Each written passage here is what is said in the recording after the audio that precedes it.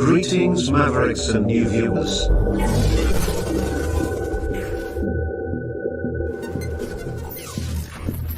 Tonight, direct and live from the Maverick News Network World Studios.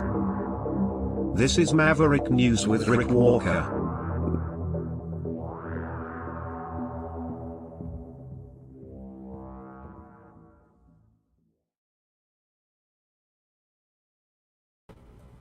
Good evening, everyone. I'm Rick Walker. Welcome back.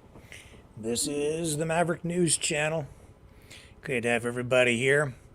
We'll have a couple of special people joining us a little later on the program. Brandon Pringle. Some of you may remember Brandon. He has been on the program before. It's been a while. He's from out in Alberta. He's going to talk to us tonight about the role of the church in the pursuit of freedom and liberty. And we're going to connect that conversation back into this ongoing conversation about the sex ed programs in our schools out in Alberta, in New Brunswick, rather, in Canada.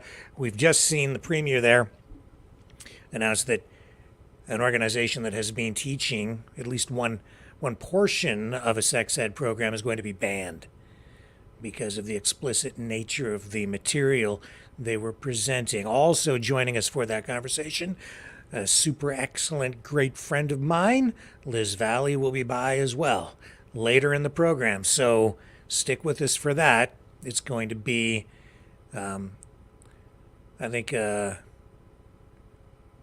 useful and valuable conversation.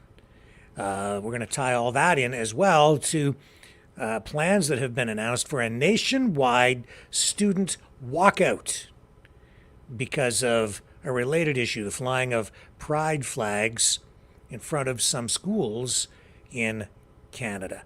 And all of this is going to tie back in to the United States and what's going on down there with efforts to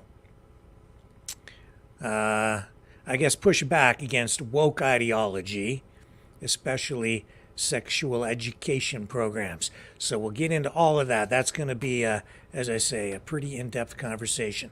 Also tonight, $3 million worth of stolen classic cars recovered. We have the head honchos from three major auto companies, Mazda, Toyota, and Subaru, coming together to breathe new life into internal combustion engines, using new fuels to make them more palatable and compatible with the electrified auto industry heading into the next decade.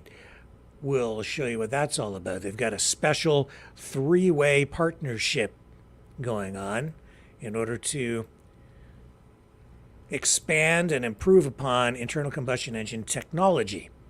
We have also tonight Robert De Niro. Are you talking to me? Are you talking to me? Robert De Niro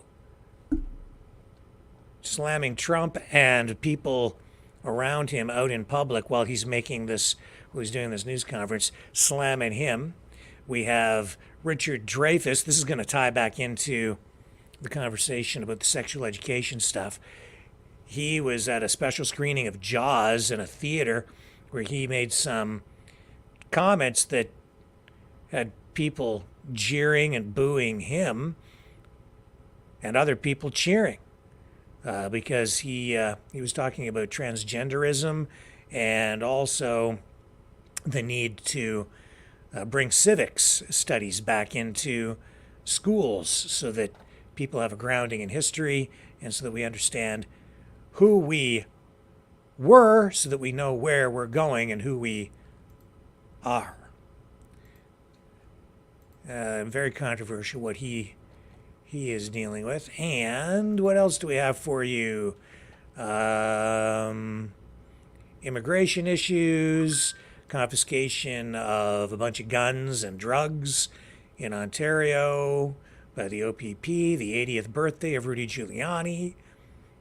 Secret Service apparently meeting to talk about how they're going to go about locking Donald Trump up, believe it or not. And the ex-fiancée of actor Johnny Wachter, who was murdered in Los Angeles. We have her post tonight on social media, an appeal to the public to learn how to live together. We'll also touch a little bit on what's going on with the wars in Ukraine and in the Middle East.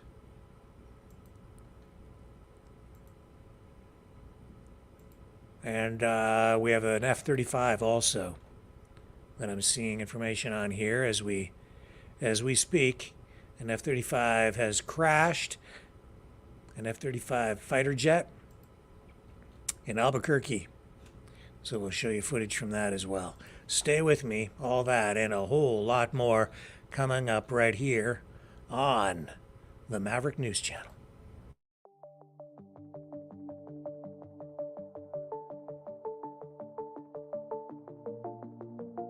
Greetings, brave Mavericks. Our quest for truth continues. We go beyond fake news. Together we expose propaganda. Together we pull others out of rabbit holes. We are maverick thinkers. We are all unique individuals. Defenders of individual rights and freedoms. Credible. Trusted. Grounded in reality. Maverick News. Maverick News. Defending free speech. Free speech. Donate at freedomreporters.com. Do it now. Tomorrow may be too late. Maverick News. The world is watching.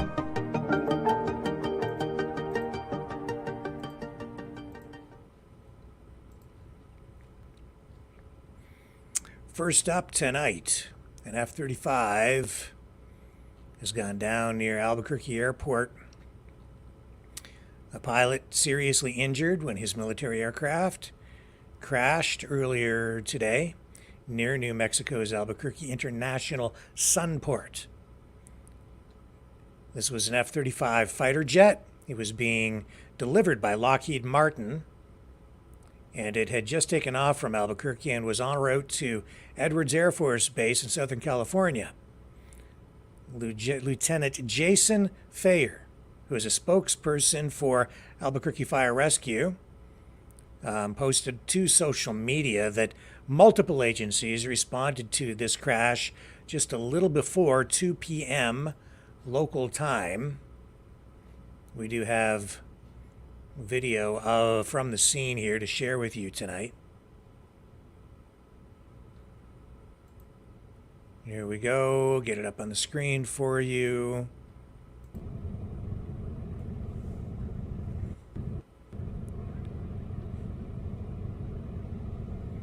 People wondering what would cause this.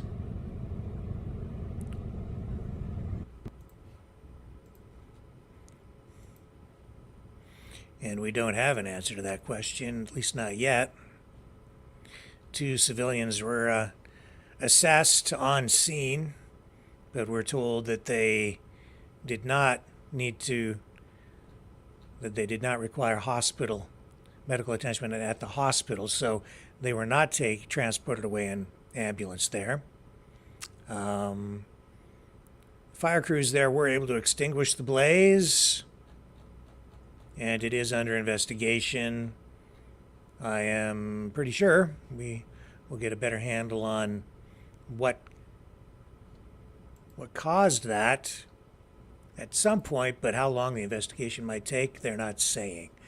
So there's that. Actor Johnny Wachter.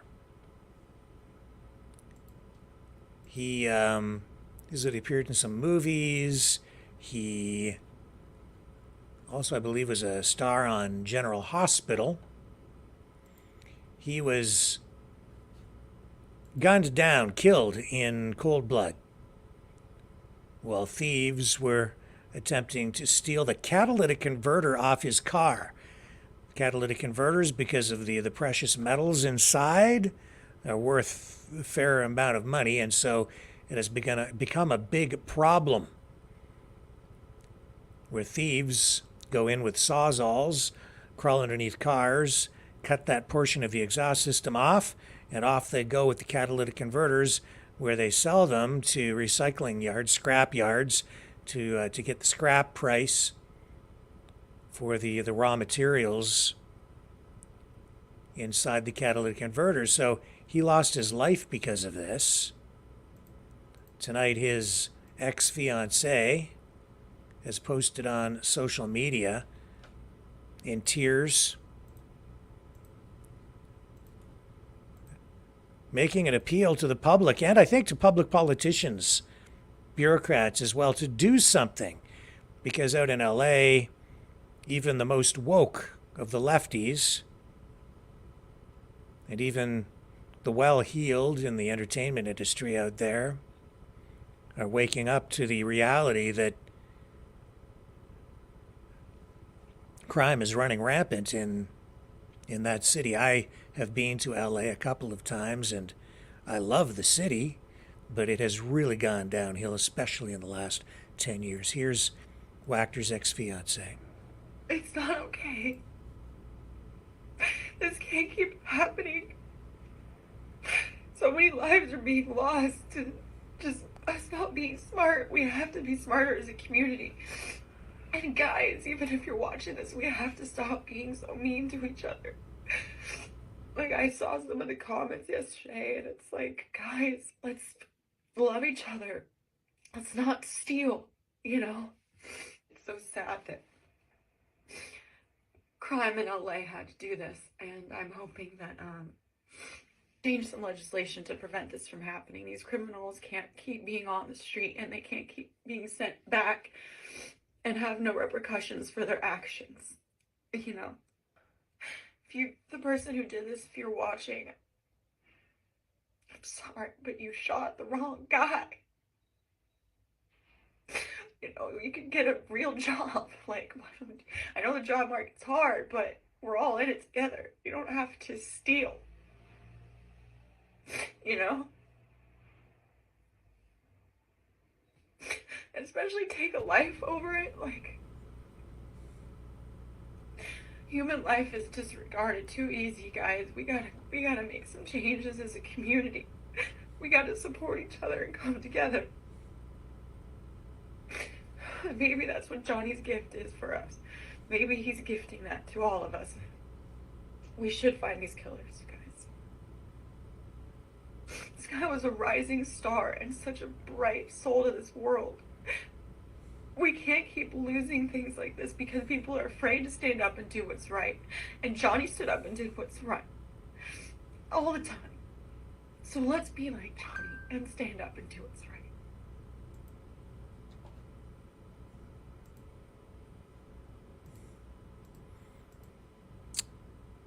Wow. Yeah, he was best known for his role as Brando Corbin in General Hospital. 37 years old. He was shot Saturday morning during an attempted catalytic converter theft. This happened in the downtown area. That information coming from Los Angeles police. Officers there responded to a call about an assault with a deadly weapon and shooting sent to the 1200 block of Hope Street in Los Angeles around 3:25 a.m. When they arrived, they discovered the victim, Wachter, who was transported to local hospital. He was pronounced dead on arrival.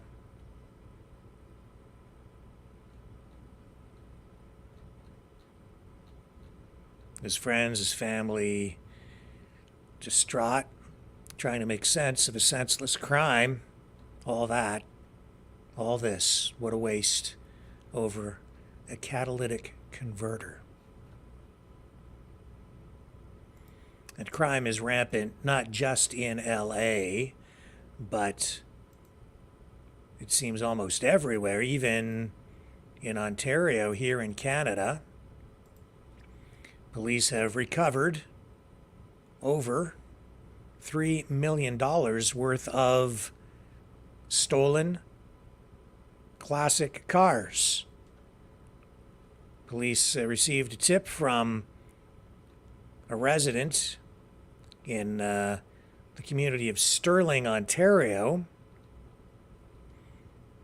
and they'd been investigating this actually since late 2023, last year, when a Lambton County resident, which is a county not very far from where I live right here, probably about an hour away from where I'm sitting tonight. The investigation came to a crescendo here on May 14th. Police executed a search warrant on a property in Sterling, north of Belleville, Ontario. And they recovered 45 vehicles. And the number of vehicles just gives you an indication of how big this operation was. Some photos released by Ontario Provincial Police. Here's one. And you can see you've got Corvettes there, Ford Roadster, 1, 2, 3 vintage Corvettes, a variety of other cars as well. There you have some of them pulled back out there outside this storage unit, this outbuilding on this property in Sterling. But this is just a few of the 45 that were recovered.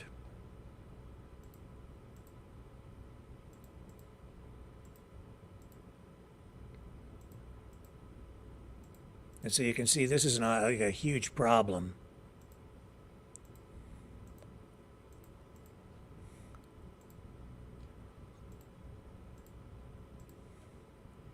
I need to find my notes here. I've lost my place. Isn't that interesting? I have so many things open to share with you tonight, I've lost my way. Let's take a little break here. We'll come back, and on the other side, I'm going to tell you about Mazda, Toyota, and Subaru coming together to keep the internal combustion engine alive, even as we wind our way to an electrified automotive future. Stay with me.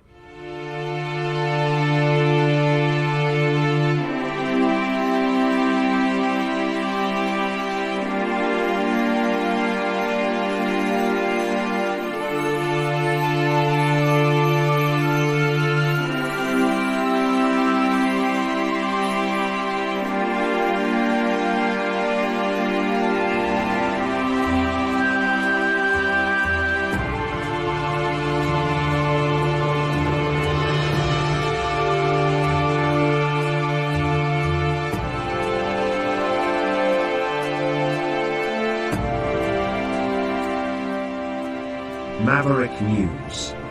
The world is watching.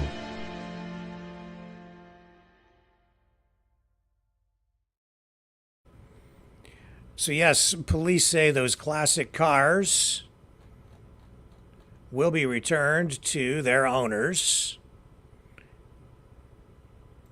And even though classic vehicles or vintage vehicles make up only a small portion of the total number of cars stolen, it is a growing problem. And it comes as Canada deals with a much broader spike in the number of auto thefts across the country. 90,000 vehicles now stolen every year in Canada. The cost to insurance companies and taxpayers approximately now $1 billion, a new record, that number coming from the Insurance Bureau of Canada. Canada has become a hotspot for auto theft. Police say that is largely because of Canada's ample supply of high-end SUVs. So what you have is organized crime groups snagging these things, sometimes enlisting the aid of very young people to do the dirty work. And what they do is they then ship them usually overseas for resale in the Middle East, Africa, Asia, and often they're chopped up and sold for parts. Sometimes when shipped overseas, just sold as complete vehicles. In Montreal, earlier this year, police there seized 598 vehicles, which had been stolen from across both Quebec and Ontario. They found them in shipping containers. And that has become something of a almost routine in the country here now. Canada's vehicle registration database has now been integrated with Interpol's, and this has led to the recovery of more than 1,500 stolen vehicles worldwide since this past February. And the funds, according to police and government officials, which are realized from the sale of these stolen vehicles, helps fund various criminal activities, everything they say from drug trafficking to terrorism. And police say that the recovery of these vehicles in Sterling, Ontario, does appear to have a link to organized crime. So we'll continue to follow that when we learn more about potential names being released. When we find out who has been charged, we will let you know. Onward and upward now into other automotive news, where we see Toyota, Subaru, and Mazda coming together to breathe more life into the internal combustion engine. They are engaging in not so much a joint venture, but friendly competition and collaborating, I guess, to develop new technologies using alternative carbon neutral fuels, synthetic fuels. It also includes biofuels and liquid hydrogen. At a joint news conference, company representatives, executives explained what their strategy is. Here's the head of Toyota explaining why they're doing this and how they're committed to decarbonization of internal combustion engines. We're being told that these companies believe that there is still a future for internal combustion engines, even as the auto industry becomes electrified. And what they're doing is they're taking their signature engines, they're sort of the engines that are the most advanced in terms of technology for each of the three companies, and they are going to modify them, improve them, and then find ways to integrate them into the architecture of electric vehicles, making them work in a way that's compatible with electric motors, so they kind of run in tandem. So I guess you'll end up with more of a hybrid vehicle instead of a fully electric vehicle, but this will extend the usefulness, the life, and maybe, even ensure the survival long term of internal combustion engines as part of the automotive experience and reality as we move into the future. We also believe that widespread adoption of carbon-neutral fuels require increasing their use. As announced yesterday, we will work with Idemitsu Kosan, ENEOS, and Mitsubishi Heavy Industries to consider establishing a carbon-neutral fuel supply chain as part of this effort. The inline four-cylinder engine has been refined over its long history. The simple structure and highly flexible installation requirements have enabled it to support a diverse product lineup from family cars to sports cars. We'd like to thoroughly refine the characteristics of Toyota's new inline four-cylinder engines and develop them into powertrains that can create diverse cars in the age of carbon neutrality. I believe that the key to creating the future is to pursue co-creation and competition.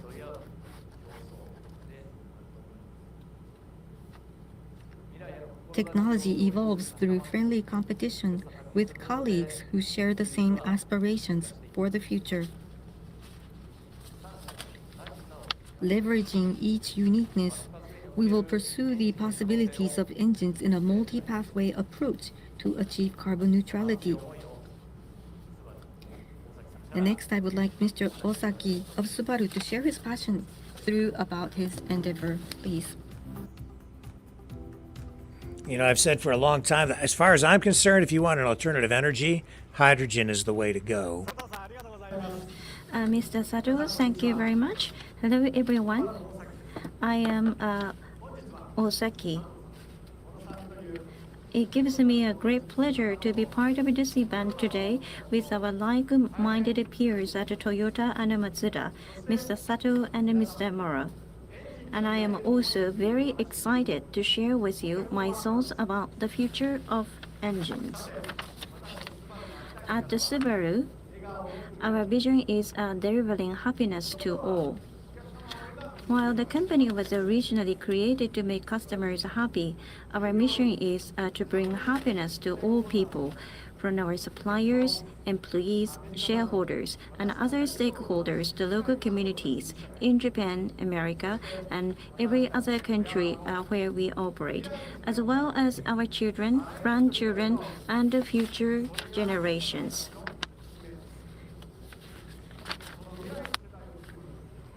Are you Part of happy? these efforts to deliver happiness to all, including future generations, is our commitment to creating a carbon-neutral society.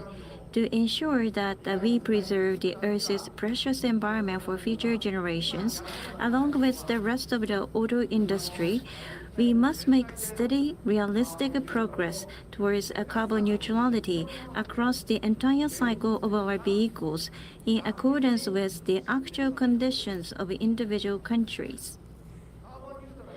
Just as renewable energy comes from a mix of solar, wind, hydro, and geothermal, the same is also true for vehicle energy sources with diverse technology capable of achieving carbon neutrality.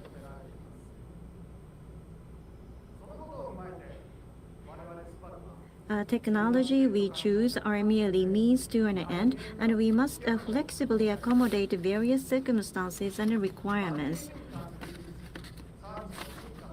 And in this context, at Subaru, we are navigating this period of great transformation by focusing on flexibility and expandability. It goes without saying that we are developing and advancing our battery EV-related technology and services. Yet, ultimately, it is up to customers to decide what kind of a car is best for them. As we work to make our automotive future carbon neutral, we recognize the need for flexibility and diversity, offering customers and society choices that embody the Subaru difference. At Subaru, internal combustion engines mean horizontally opposed engines. The company's pioneers regarded the longitudinally mounted horizontally opposed engine as the logical and ideal source of power for automobiles. This has developed into Subaru's unique symmetrical AWD system with superior packaging that takes advantage of a symmetrical powertrain layout and the features of horizontally opposed engines.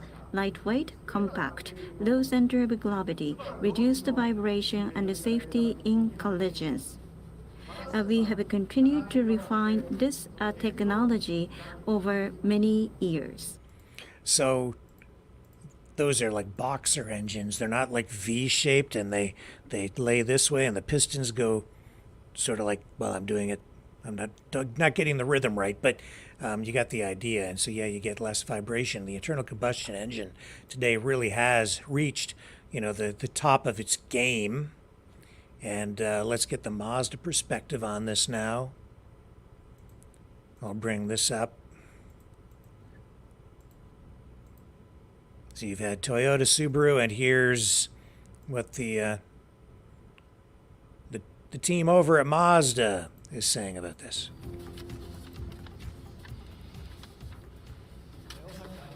Thank you, Mr. Osaki. Hello, everybody. I am Mora from Mazda. At the dawn of the auto industry's transformation into a mobility society, we believe in pursuing a multi-pathway approach to ensure a responsible transition towards true sustainability. They'll be refining their rotary engine. We fully endorse the idea that internal combustion engines will play a key role in the age of electrification. At the G7 Hiroshima summit, we also conveyed the message that carbon neutrality should be pursued through a variety of options. To realize this goal, we will continue to provide exciting vehicles for our customers by working together with like-minded partners in friendly competition and cooperation. Since publishing our long-term technology vision in 2007, we have developed a multi-solution strategy based on the concept of life cycle assessment, in which technology assets are arranged like building blocks.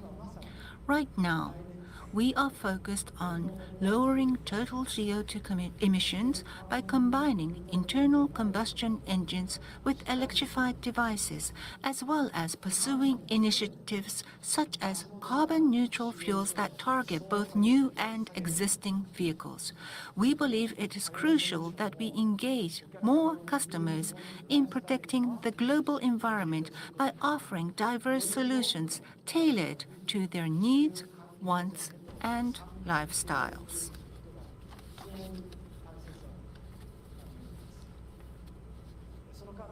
So from this perspective, we strongly support the efforts announced yesterday by Idemitsu, ENEOS, Mitsubishi Heavy Industries, and Toyota Motor Corporations to speed up the adoption of carbon-neutral fuels in society through cross-industry collaboration. Mazda will also strive towards this objective. So, let me just bring this up. As I say, Mazda will be doing a lot of work on their rotary engine, which has always been a very cool technology. They'll be further refining it. If you don't know what a rotary engine is, this might help you sort of understand. It has, instead of pistons, it has a rotary thing in the center, and the combustion chambers are this sort of triangular shaped device spins around and it creates pockets where the fuel air mixture is ignited. Here, let me show you. They've got a little bit of video here to go with it. Regarding today's theme of internal combustion engines in the electrification era, we have spent many years researching and developing our unique rotary engine. From an early stage, we have explored the environmentally friendly potential of these engines, including burning hydrogen in the 1990s. Rotary engines are compact and lightweight, and yet have a high output. The thing about what's going on here is this is not just going to make, transformative changes to the auto industry. This is going to change the world, our entire society, entire countries, governments pouring unprecedented sums of money into these big corporations, which are global in nature. You want to talk about globalism? The auto industry has been a world industry for decades. It really led the charge in many respects that way.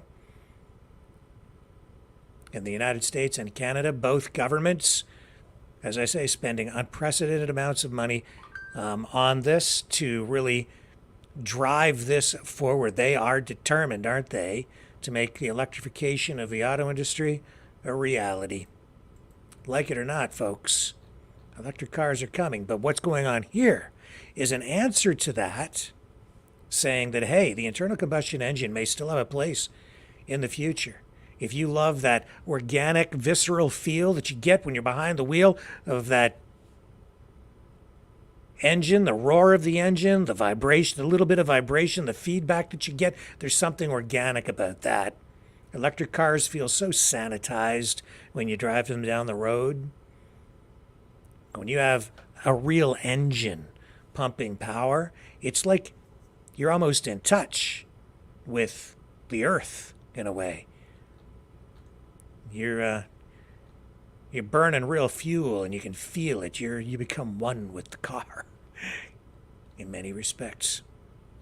So let me take a quick break. We'll come back and we'll continue digging into today's top news stories. And don't forget, we have our special guests coming up shortly to discuss sex education in the classroom.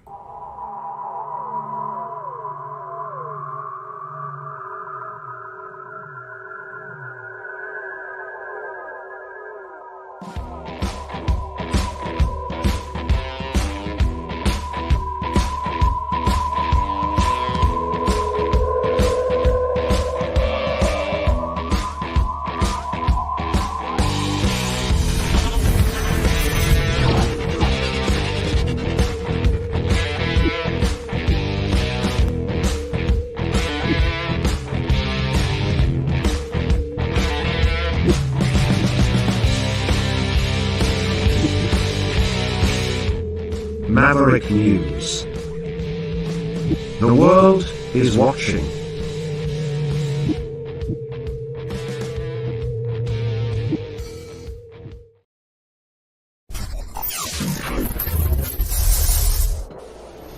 The sharing of biased and false news has become all too common on social media. More alarmingly, some media outlets simply aren't true without checking facts first. Unfortunately, some members of the media use their platforms to push their own personal bias and agenda to control exactly what people think, and this is extremely dangerous to our democracy.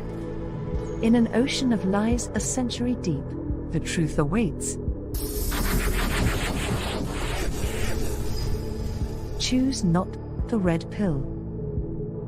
Choose not the blue pill. For both are an illusion. Discover the power of M. The power of individuality.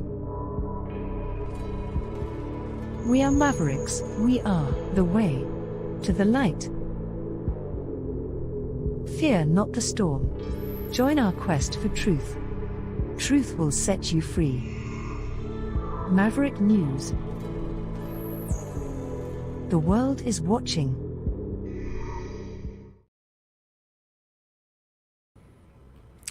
Yesterday, I think it was, we told you that North Korea had sent out a notification that they were going to be launching a spy satellite into orbit. So they launched a rocket, and apparently it blew up. I don't know if I have video of that here for you.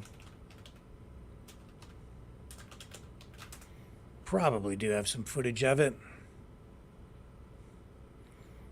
Totally unsuccessful. Here we go. I've got the video. Let's bring this up. This is a big uh-oh.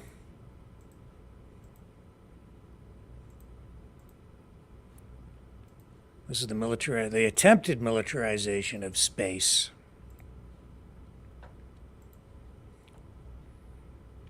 There it is, rocket launching. Video shows North Korea's rocket carrying a spy satellite. And bam, there it goes. This video coming from South Korea. That appears to be detonation.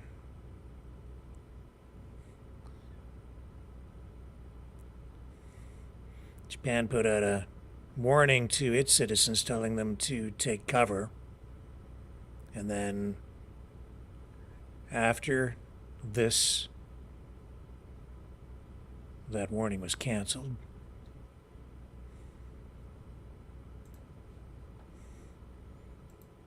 So that didn't go as planned.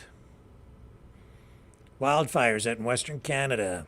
Alberta says they're currently responding to another wildfire, HTZ-001, located south of the Northwest Territories border near Indian Cabins. They say it's a mutual aid wildfire carried over from the 2023 season and is classified now as out of control. Wildfires season getting underway much earlier this year than in previous years. Some of those wildfires from last year never actually were extinguished. They continued to burn all winter, get this, underground. It's true. And so the heat still there, the actual fire burning underground all winter. Here's Nikki Haley now addressing our situation, our war, the status of, I would say, World War III. It is, in fact, a reality. We are in World War III. Even for those who care not to acknowledge it, like it or not, we're in it. Remember when I told you Putin hit rock bottom? Hamas invaded Israel and did all that brutality on October 7th. October 7th is Putin's birthday. Who's the happiest person in the world right now? Putin. Why? Because the U.S. and the West took all their eyes off of Ukraine, and what did we do? Started looking at Israel. Did Putin call Netanyahu? Nope, not for 10 days. You know who he did call? Hamas. They came the next day and they held hands and said they were friends. We now know the Russian intelligence is what helped Hamas know how to get through that barrier. See the connection. If we supported Ukraine and supported Israel, that's only 5% of our defense budget. That's actually an old clip, but it gives you some perspective so you understand where she's coming from and people on that side. And while that's going on, our eyes do turn again to what's going on in Ukraine, where Russia is apparently worried, saying that NATO is training for a nuclear strike on Russian territory. Here's a headline out of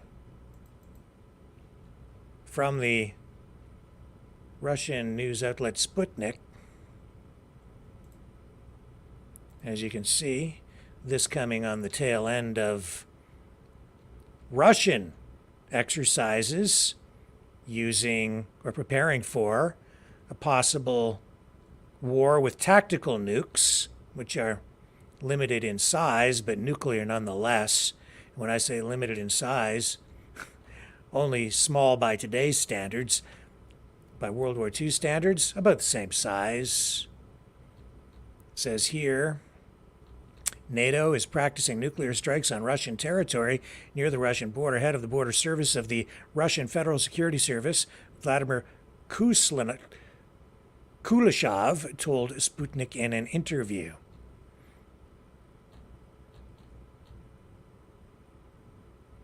How accurate is this? I don't know. I've seen nothing in Western media at all about it, but just the fact that they're talking about it makes me very, very nervous. I was nervous about this before. We're so close to a possible nuclear conflict.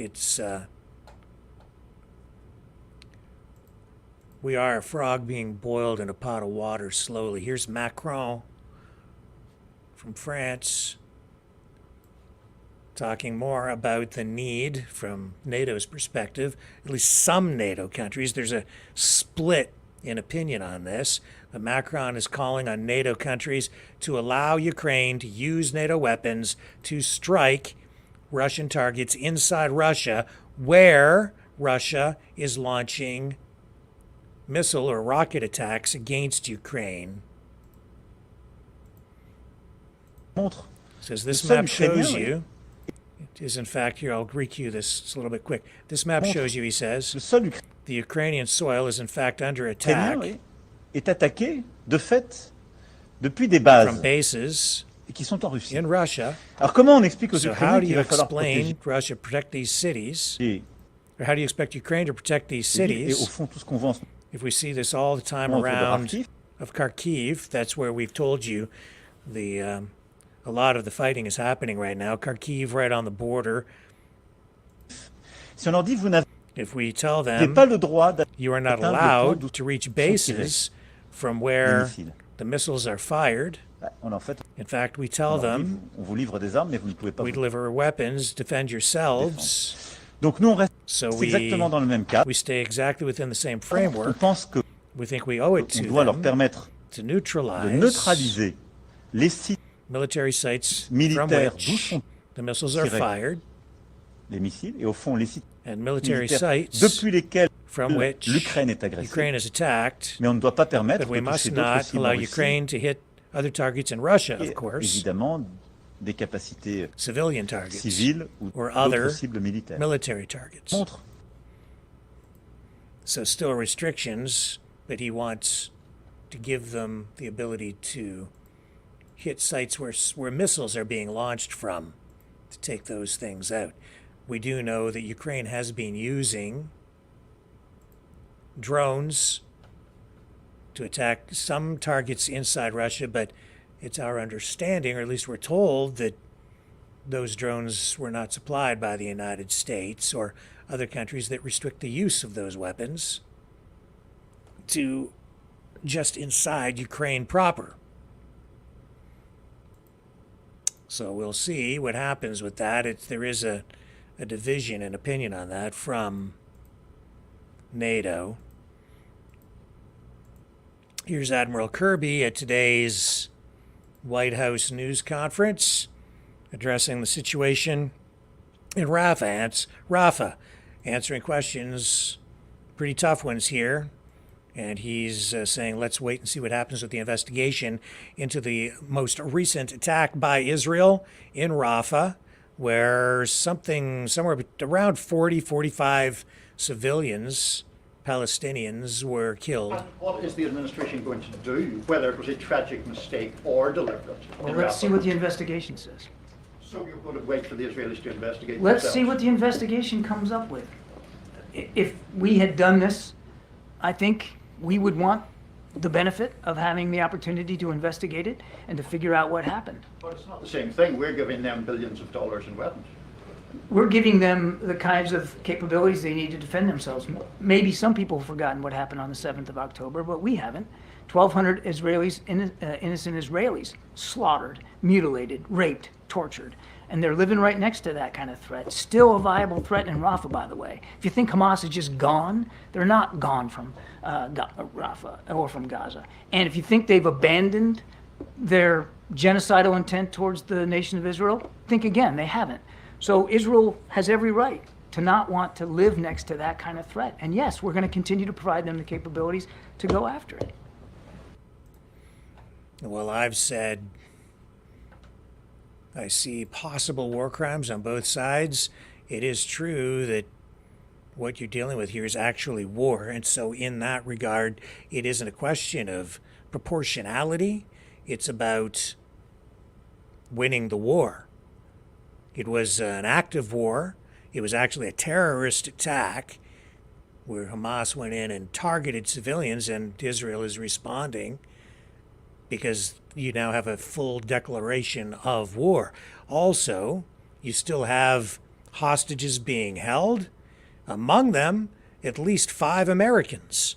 And yet, surprisingly, we still hear almost nothing about that in the media. I am still perplexed. I don't know why American media, U.S. media, does not acknowledge this or talk about it more. You have 5 Americans being held hostage by Hamas, even now.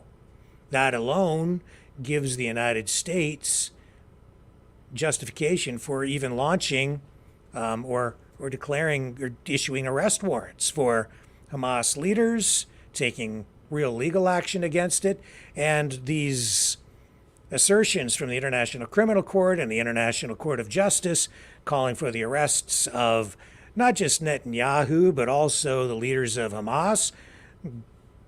I don't know, it's a complicated thing, and yet so simple, because in reality, international law is really toothless. There's no sovereign entity that oversees international law. International law is more political than it is legal or even lawful. So this is why these courts, such as they are, have no real enforcement mechanism. The only authority they have comes from the countries that sign on to them, sign on to their declarations willingly, voluntarily, and from the people who push forward the authority because they believe in it. But the United States, Russia, they're not really, well, Russia is not a full signatory. The United States is not a signatory. Israel, also not bound by these international courts. So they're inclined to just walk away from this, and that's why the assault in Rafah continues. Now, I said yesterday that what Netanyahu is doing here is stupid because they're losing in the court of public opinion. It is really not wise strategically to continue with this operation in the way that they're going at it. They've been live streaming for weeks from Rafah, just waiting for Israel to come in and attack. Why? Because it's an information war, even more than a kinetic war. As soon as Israel attacks, you get the videos that get pumped out, the live streaming gets pumped out. Israel looks like the big bad bully. And they broadcast every graphic detail worldwide instantly, and it just destroys Israel's reputation. It's not wise. They need, just for strategic reasons alone, they need to back off. Netanyahu still has not learned the lesson. They haven't figured this out. Hamas, Iran, Russia, China, I would say all these countries, they've figured out the value of information warfare, and they have refined it. If you think it's the CIA doing all this stuff, think again, man. It's the other way around. I'd say these videos being pumped out by Hamas are highly sophisticated. They know what they're doing. And that is why there is so much public support for Palestine and so much backlash against Israel. Wow. Okay, what else do we have for you here? We're going to bring our guest in just a moment, but I just want to make sure we cover off the top stories of the day. Let's get into this thing with Robert De Niro, shall we? Are you talking to me? Are you talking to me? Here he is. He held a little news conference there in the Big Apple, New York, where he's calling Trump a tyrant. Arrives with his bodyguards, but he's heckled. Heckled he was by other New Yorkers. Here's what it was like. Listen to the crowd. All right. Good morning, everybody. Good to go? Good to go. All right. Thank you for keeping these people. Hear the crowd? I mean, this is really, even these people over here are kind of, it's kind of crazy. It's really crazy, and this thing, Donald Trump has created this. He should be telling them not to do this, but he's just, I don't know if that, I don't really agree with that. Do you remember the way he attacked Trump at previous elections? It was De Niro, man, who stood up there at the where did he do that? Was that the Academy Awards? I don't recall, but he stood up at the podium and he was like, F Donald Trump. And then he says that Trump created that. Oh, I don't know there, Mr. De Niro. I don't think so. I think maybe you helped create that. Here's another angle as he was approaching the news conference today. This is the confrontation that he had with people inside the crowd. Look at this. Are you talking to me? Yeah, Robert, they're talking to you. Democrats, you are gangsters. You are gangsters. You're washed up. Fuck you. You're a little punk. You're a softie. You're a nobody. Your movies suck. You're trash. You're trash. You're done. You're done after this guy, guys. You're done.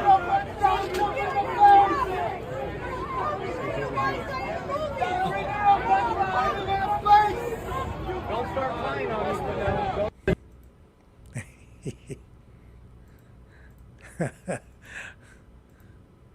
I think maybe they got under his skin there just a little bit. I lost all respect for this guy when he stood up there and said F Donald Trump.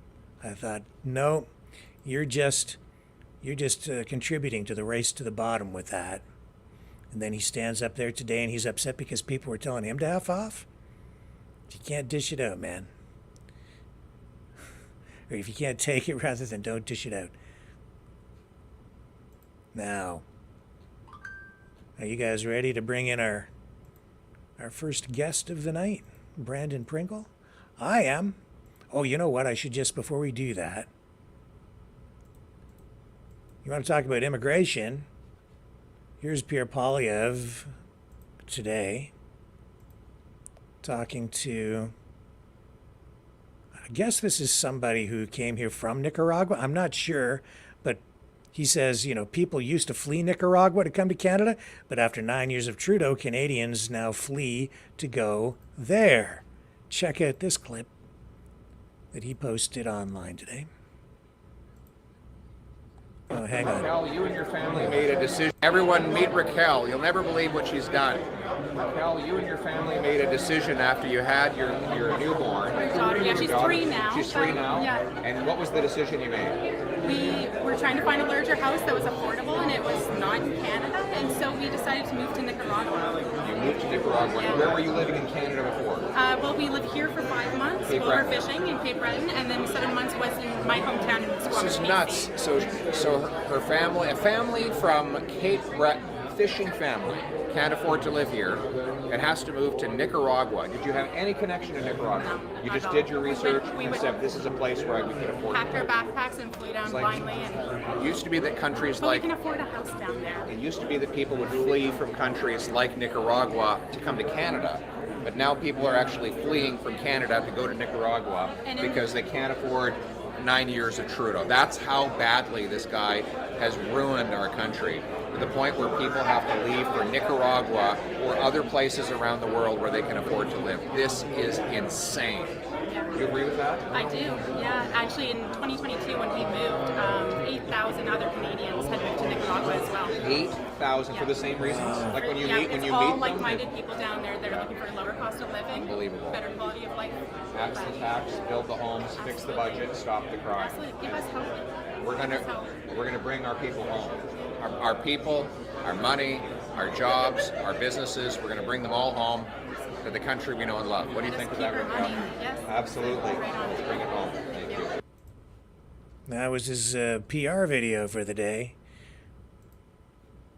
And yeah, making some valid points. Okay, let's take a little break. We'll come back and Brandon Pringle will join us on the other side of this.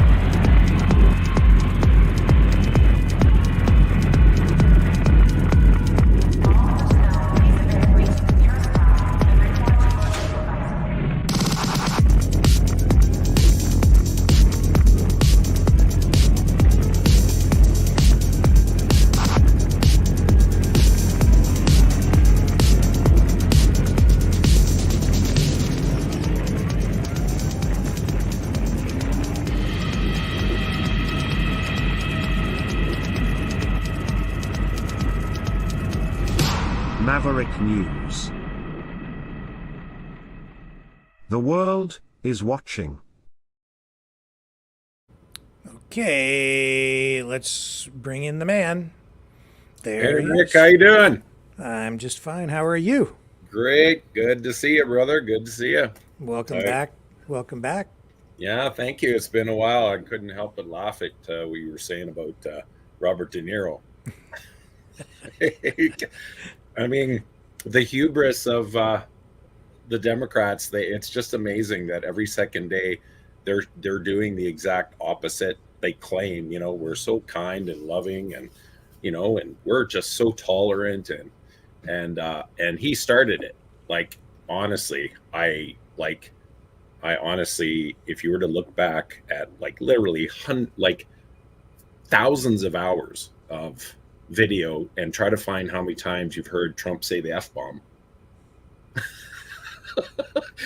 Trump, De Niro's probably said it more in one shot on TV than Trump's been videoed in his whole life, so I'm sure he's drops the F-bomb in private, but I mean, oh yeah, politics used to be you don't do that on television, Yeah, but, yeah.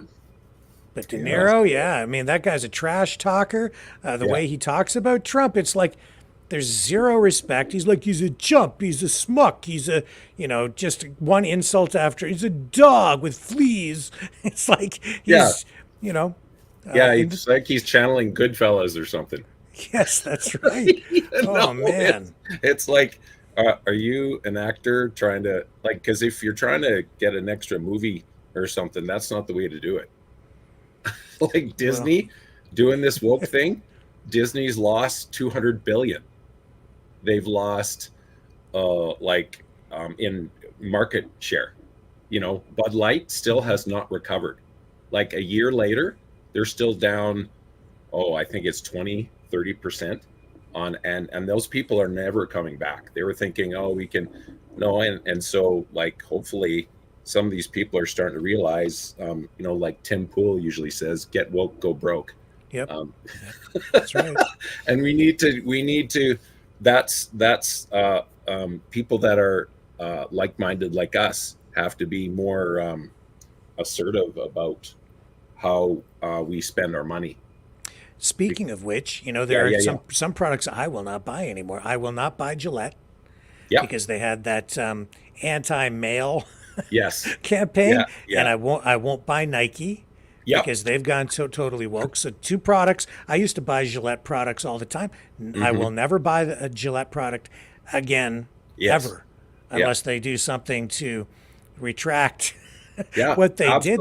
They were insulting us. Yes. And it's this whole toxic masculinity garbage. Yeah. Like you even just do a little bit of looking into it. You're finding that, all you got to do is watch TikTok a little bit for a day. And you will come across 4 or 5 videos of women saying, I'm so tired of these woke men. I want a man that opens my door. I want a man that pays for the meal.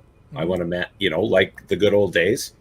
And, it's hilarious because you have some of these girls, they just lose their mind because they're on the subway and nobody will give them a seat. Yeah. Well, that's because there's 42 TikToks of you offering a girl a seat and she rips you a strip off you because, you don't think she can, stand up for herself. That's not the point. He's just trying to be a kind person, so. Speaking of which, tying into this, there's this story tonight about Richard Dreyfuss. Richard Dreyfuss, the actor, right? Oh, love him. Mr. Holland's Opus and Jaws. So he was what about Bob? Yeah, so he was at some special screening of Jaws, apparently, in some theater, and he was there as a sort of a special attraction and a guest. Let me see if I can find you the info on this. So when he's there, he made a bunch of comments when he was speaking to the audience, right, about transgenderism. Oh, really? Because he went. Yeah, go ahead. Yeah, so let me see if I can find it. Man, I hate it when I can't find the stuff that I queue up. Well, he made some very brave comments about all this wokeism. Like, I don't know if you see all the jokes on Netflix when they do an adaptation of George Washington and it's a black guy playing George Washington. And it's just like, and I mean, there's nothing, wrong with black characters, but it's like, why, they're trying to rewrite history, and that's the problem. Yeah, so And here's he- the here's the headline from this. It says Richard Dreyfuss takes stage at Massachusetts Jaws screening wearing a dress before delivering a rant described as transphobic, and then the venue issued a public apology. So he said, so some people posting online saying this was disgusting. So what did he actually say? So it says here, well, the apology from the venue was, we regret that an event that was meant to be a conversation to celebrate an iconic movie instead became a platform for political views. We take full responsibility for the oversight in not anticipating the direction of the conversation and for the discomfort it caused to many patrons. We are in active dialogue with our patrons about their experience and are committed to learning from this event how to better enact our mission of entertaining, educating, and inspiring our community. So let me see here. I don't know if we have actual video of him in this dress delivering this, but I do have video. There was the end of this Q&A. Maybe it might be right here. Here it is. Here he is walking on stage. I think this is it. Yeah. Okay, so let me bring this up. I might have to go to YouTube to get it. Hang on. Here we go. Hang on. Patience is a virtue. Here it is. There's music on this, so I might need to mute the audio. Yeah, you bet. So that we don't get a copyright strike. Yeah, I'm going to have to mute this. So here he is walking on stage in his in this dress. Do we have it up? There we go. So you have an actor acting. Oh, that's very controversial. I can see how very controversial that is. An actor doing acting.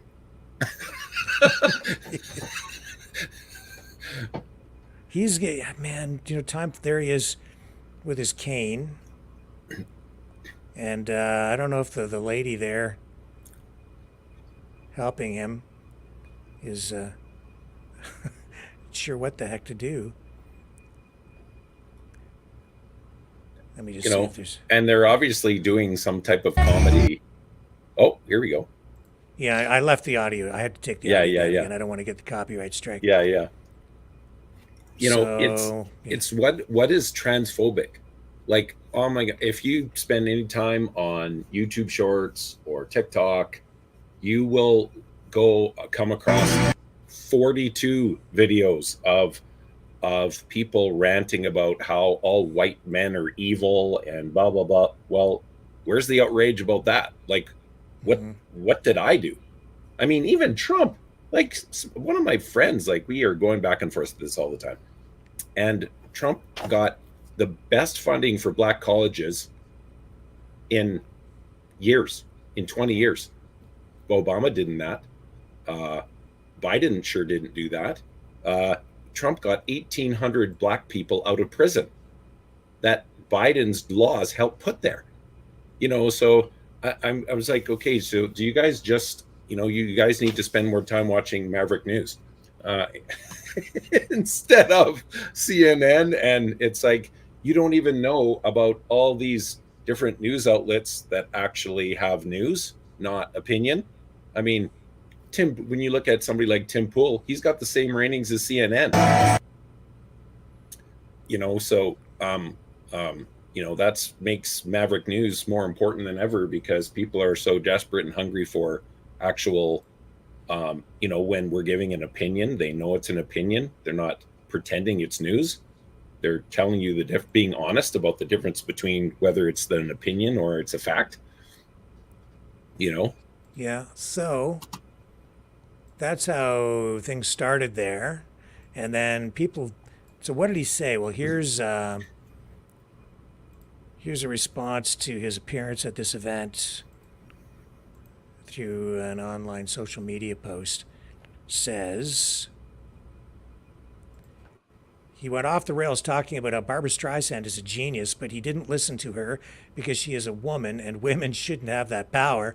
Then started sharing his views on the Me Too movement and started down the road on how you shouldn't be listening to some 10-year-old who says they want to be a boy instead of a girl. Quote, Jesus Christ, what an explosion. Crowd was shouting at him and most walked out before the movie even started. Talk about the movie, a-hole. We never made it to that. She brilliant, but an idiot. You know, women are so passive. That's why the movie sucked, he said. Also, Steven Spielberg is a genius, but an idiot. And Close Encounters only worked because he convinced Spielberg to hire him instead of Gene Hackman for the part. Obviously, he's joking. I mean, we're not allowed to joke anymore. I mean, I posted something on Substack the other day, and it's like, if you go back in time, I'm glad I have nothing on social media from 15 years ago. I just really got on social media like in the last 6 months. And because the stuff that they were doing on Saturday Night Live that I would have thought was funny, that everybody was laughing at, would get you lynched today. Mm-hmm. And so I put a clip on that of Norm Macdonald talking about how the numbers on his sketch were wrong because they were done by a woman, and then everybody goes, oh, and then he goes, you know, a woman wrote that joke, right? And then he goes, now you guys don't know what to do you? We gotta, you know, like Hollywood, this whole freedom of speech thing, Hollywood, for the most part, they were doing it to push an agenda. They weren't actually doing it for the actual reason of freedom of speech. Because if they were, you'd see them defending freedom of speech now, but it's not. And that's actually takes us right into the topic, actually, today. Yeah, and let me just bring up this clip of Richard Dreyfuss on Fox, One Nation. Welcome back. You know, on Richard One Nation, Kilmeade. we focused a lot on the war in American history, or the ignoring of American history, the radical takeover of a nation's historic sites sometimes, the revisionist history that's pushed in our public schools or not at all. From seeing historical statues turned down to schools renaming mascots, the focus couldn't be further from actually teaching and educating kids on this great country. New scores are just in. They show a big drop in students' knowledge of U.S. history. This came out this week. Only 13% of 8th graders meeting proficiency standards. Civics not far behind. Only 22% hitting those standards. Joining us now, a man who's ready to tackle this and does it every day. Waging a battle for civic education in America, Richard Dreyfuss. Look at this book. It's called One Thought Scares Me. He's the founder of the Dreyfuss Civics Institute. Richard Dreyfuss, great to see you, sir. Again, I saw you on radio. Good to see you in person. Yeah. All right, so let's talk about this. Those numbers don't surprise you, do they? No, they don't. Since we don't teach it, why would they know about it? Why is it important? Why do you think that civics is the foundation of this country, maybe getting back on track? There is a great historian named Will Durant, and Will Durant said that history is to a nation what memory is to an individual. And if you cut a person off from his own memory, he's disconnected from his world. He has no idea who he is. And that's what we've done by cutting history, or lying about the remnants of history, which is also what we've done. And so we can't know anything about who we are, since we don't know who we were and who we can be. And we don't know how brave we were. We don't know what risk we took to get there. We don't know anything about it. And so people start to think that history is only about 15 years old. And they're nuts. And we have such a great story to tell. You say this question is so provocative. Where would the world be without America? Oh, wow. And what have we done to change world history by the type of government we have? The fact is, we not only tell our history, we told the truth about our history. Yeah. And then we stopped doing either. And that's just stupid and unacceptable. Here's an excerpt from your book, which just to give you an idea what you'll be getting when you get it. He's got a new book Those out. documents mean I want to get it told now. us that the rest of the world that who we are and why we are who we are and who we intended to be, which meant different and better than any other nation, more inclusive, more generous, more rooted in the common people. We made a promise to educate our public, including our poor, in the preparation and learning how to run the country or whatever endeavor they choose. Then we stopped. Yeah. Why do you think we stopped? And what would be, and how can we get it back on track? Well, there's an element in human nature that says that what is the latest emotion is the only emotion. And what I mean is, it was after World War II when we had proven that we were not only the best, but we were the most valued and the most valuable and the most imitated and the most sought after country in the world, that we came to a generation which I call the James Dean generation. And they were without mission. They were without any Purpose. idea of how they could have helped their fathers in World War II, Right. or how they could have prevented their younger sons or brothers from taking acid like me. And so they decided that the founders were different and wrong about the goal of education, which was a terrible defeat called participatory democracy. Participatory citizenship meant that there was a country that wanted its citizens to be as smart as they could about everything. Right. And they could then be relied upon to run the country. Well, after the 60s, when the Democratic Convention of 1968 showed the mayor of Chicago shouting obscenities directly into the camera and caused CBS reporters to be arrested on camera, those kids who had gone through the 60s with caution and fear decided that participatory democracy was a mistake. And when they first entered public life, they were on school boards. And the first thing they did was to remove participatory citizenship. Yeah, and you study this every day with it, and you're trying to put it back in the schools and get everything back on track. Notice we're not talking Democratic, Republican. We're just talking American. And then the debate can continue in a civil way if we pay attention on how we started. Rich, it's great to see you. Thanks for doing this book. And I'd just love it. I think everyone would benefit from reading it. And That was great. Oh, that was good. Yeah, let's. I really got to get that book now. Yeah, I've talked about exactly those things right here Yep. many times. Let's bring in our other guest for the night. There she is. Oh man, did we miss you? I've been in hiding. Can you guys hear me okay? Yes. Yeah, I can. You're Okay, great. perfect. Good. I just put in the AirPods, so I just want to make sure. Yeah. It's so good to see you. You too. You too. Hi, Liz. Nice to meet you. Hi. Hi, Brandon. Nice to meet you too. Thanks. Yeah, thanks for coming on tonight. We need your help because we need your perspective on this and these other things we're going to talk about tonight, which is sex education in high schools. And, I know this is a subject that hits home for you because you've got young ones. Yeah, absolutely. So I've got a son in grade 9 and a daughter in grade 7. So yeah, it's definitely a concern. You had me on the show before and we talked about a presentation we did at the school board. And I was thinking about it today when you asked me to come on again. Now, hi, everyone. I can see people saying, hi, everybody. Thanks for the warm welcome. That's awesome.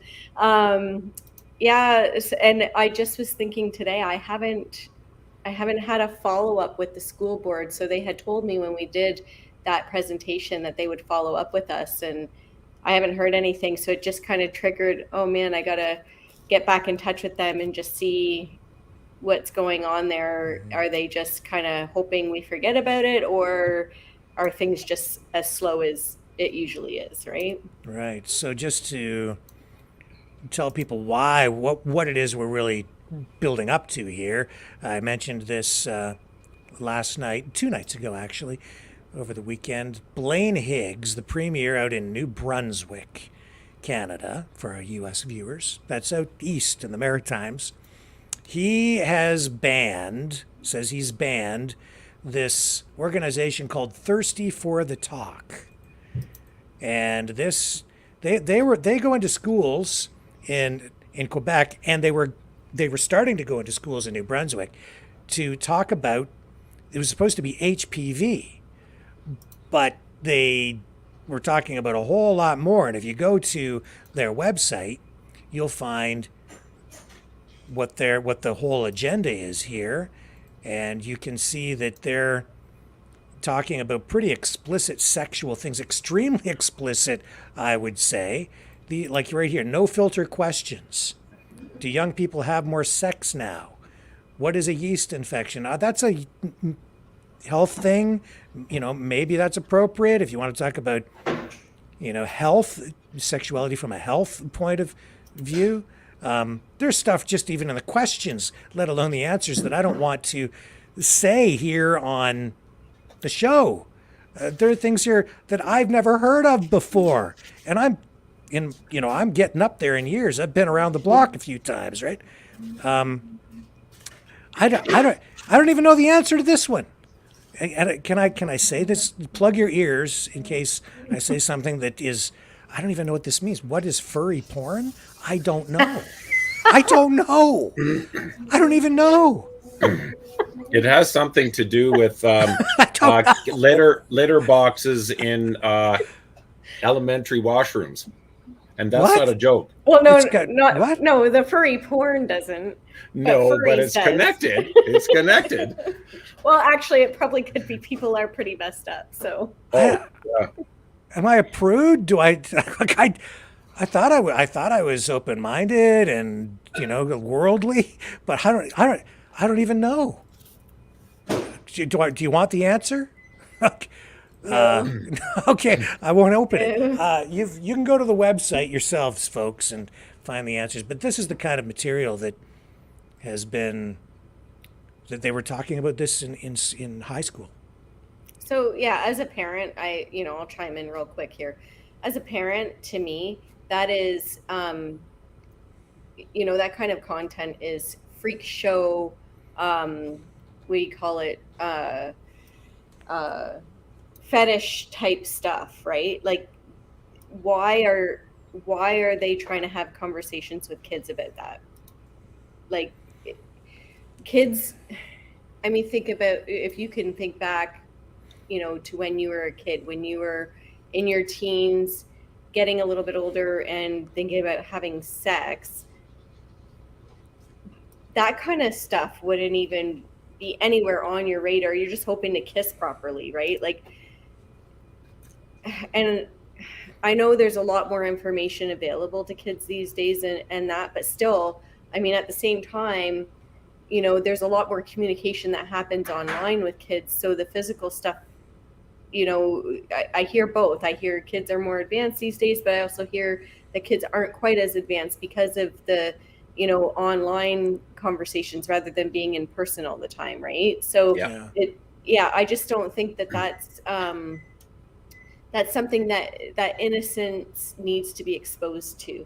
Fetish type, freak show type stuff. Like, that's fetish, freak show type stuff. And I don't really care if I offend anybody by saying that. I'm sorry, but like a child or somebody who's looking at having sex for their first few times, they don't need to be exposed to that. We got to let innocence be innocent for longer, right? Like, it's just insanity to me that would even be, that kind of stuff is even on there. Some of the harm that can be done with that kind of stuff too. Like, there's, I did get a chance to look at that site as well, and things about anal sex and stuff like that. Like, I'm sorry, but you can really harm somebody, especially a child, especially somebody who's young, with that kind of stuff. So these people need to calm down. Yeah, I would even want to take it one step further, Liz, because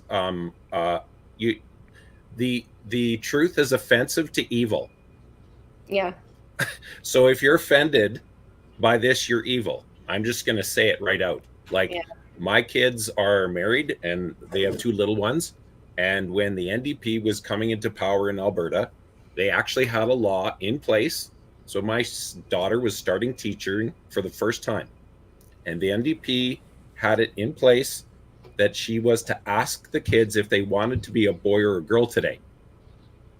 Not like, this is beyond sick. If you're in the States, you're 21 years old and you're legal to drink and serve in the military, what you want to do with your life, that's fine. But get your hands off my kids. You have no right to be deciding for children. It's grooming. It's well known. I have the documenting right here. The U.S. government has been researching this for years and years and years. When my kids were in grade 10, and for sex education for grade 10, they had this person come in and they were telling my kids about the 4 types of sex. I'm like, excuse me? The 4 types of sex. As far as I know, there's 1, and that's how we get babies. And like, if you want to go outside of that, that's your personal opinion. You have no, and you can't change a boy. This book, everybody's got to get this book. Brick is like, okay, Brandon, you showed me this book last time. The Naked Communist. But everybody has got to read this book. Really briefly, in page 260, this book was written in 1963 by a FBI agent whose job was to go to all the different places of communism that were meeting in the States and report on what their goals were for America. And sort of like, we're talking about sex, how's that related to communism? So this was their plans starting in 1963 and before. Get control of the schools, use them as transmission belts for socialism and communist propaganda, soften the curriculum, get control of teachers' associations, put the party line in textbooks. I'm not going to read all 45, I promise. I'm just going to read these next 4 because they're really critical. Eliminate all laws governing obscenity by calling them censorship and a violation of free speech and free press. Have they succeeded there? Yes. Break down cultural standards of morality by promoting pornography and obscenity in books, magazines, motion pictures, radio, and TV. Have they succeeded there? Absolutely. Present homosexuality, degeneracy, and promiscuity as normal, natural, and healthy. Infiltrate churches, replace revealed religion with social religion, discredit the Bible, and emphasize the need for intellectual maturity, which does not need a religious crutch. Eliminate prayer or any phase of religious expression in the schools on the ground that it violates the principle of separation of church and state. So there you have it. So this isn't accidental. We're here now because there's been a concerted plan for a very long time, and now we're just seeing the roots of it. We're seeing a lot of the fruit of it now. Aldous Huxley, Brave New World, we're living through it. Liz, what are your kids telling you when they come home from school, and what are you seeing? What's your family going through with all of this? Is it present in your schools? It's there. It's not as bad as some schools or even other school boards per se. I think we're lucky. Now, my son's in high school, so it's a little different, right? And we're just kind of getting, I guess, exposed to what happens in high school. But he's pretty good. He keeps to himself. And if there is something that's really out there and wrong, he'll speak up. He has no issue with that. But it hasn't been we've been lucky. It hasn't been shoved down their throats as much as other schools or school boards. Our elementary school that both my kids went to, my daughter's still at, they seem to be a little more common sense when it comes to this stuff. They try to keep as much of it at bay as they can. That being said, a child that is not mine came to me yesterday, because kids approach me. They know that I'm very opinionated and they know what I'm like.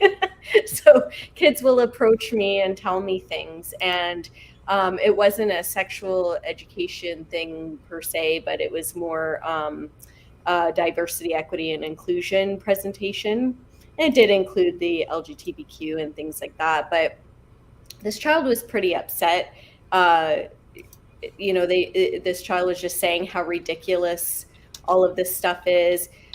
They were told that there is no such thing as racism against white people, just things like that. And, this child was very upset with it, kind of fed up, just, telling me they're just sick and tired of all of this stuff being shoved down their throats. It's stupid, it's useless, and it just makes things worse, because the kids get frustrated, they're sick of hearing it, and then it just kind of makes more division within the school and within the kids themselves, right? Because then if there's someone who is, let's say, a furry, they're getting all of that special attention from the institution. And then if the other kids, say anything towards it or against it or anything, along that line, they're the ones in trouble. When really, perhaps that kid that thinks they're a furry, thinks they're a cat, maybe that kid needs help. Well, there's no maybe about it. That kid needs help. Yeah. And, it just creates more animosity among the kids. That's what I'm seeing. I'm seeing it creates more division within the kids themselves, within the groups, within, this group against that group, and things like that. And the kids are fed up. They're so sick and tired of hearing this stuff. They're tired of it. They don't want it anymore. Interesting. They're just done with it. I didn't even know what a furry was until maybe a couple of months ago.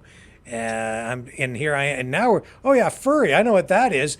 It's bizarre. And I guess some parents in some places will actually let their kids go to school dressed up like a dog or a squirrel or some furry character wearing a furry costume. I don't know. It seems totally surreal, bizarre to me.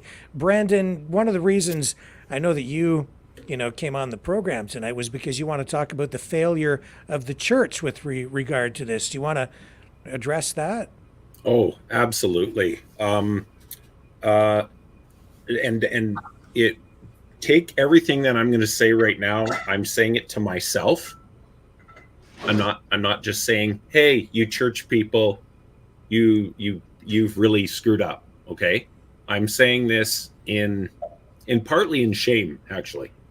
The church, with this whole craziness, because there's a lot of moral issues happening right now.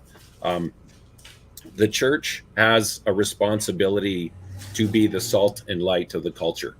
The Marquis de Lafayette, who fought for America in the War of Independence against Britain, he was a wealthy Frenchman. Why would a wealthy Frenchman leave his cozy house in France to come to America and volunteer to fight for America? Because he knew what the tyranny of the government was. And America was trying to start without this. And he said, if America ever falls, it will fall by the hand of the clergy. And the clergy in Germany, prior to World War II, you could not marry, you could not be, because of Luther 500 years previously, the church was very ingrained in the government. And so you could not get married and you could not get buried without a pastor. That was the law. So there was no justice of the peace. There wasn't a way around this. So the pastors could have stood up to Hitler immediately and said, we're not Dietrich Bonhoeffer was the pastor. This is a must book again for everybody to read. I'll try not to make you read any more books before this is end, but Bonhoeffer is a book that everybody's got to read. And the reason why, it basically explains exactly what was happening in Germany prior to Hitler coming to total power. And it's basically word for word what's happened in Canada in the last 4 years. And so Winston Churchill said, the farther you look into the past, the farther you can see into the future. And back then, if the church would have said, we're not going to marry anybody and we're not going to bury anybody in the whole country, everybody would have been woke up right now. Okay, we got to say something. We got to do something. But the church was silent. They weren't the salt. They weren't the light. And the church defeated slavery.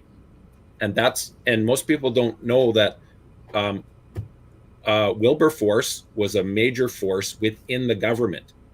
But right beside him was the man that wrote the song Amazing Grace. And when you listen to the words of that song, you can see his heart and what happened to him when he repented of being a slaver and became a pastor. And so they worked together, and the slavery was defeated first in churches all across the nation. And then they started to put pressure on the government, and the government finally put boots to the ground to turn this around. And so the church is silent. The church has failed.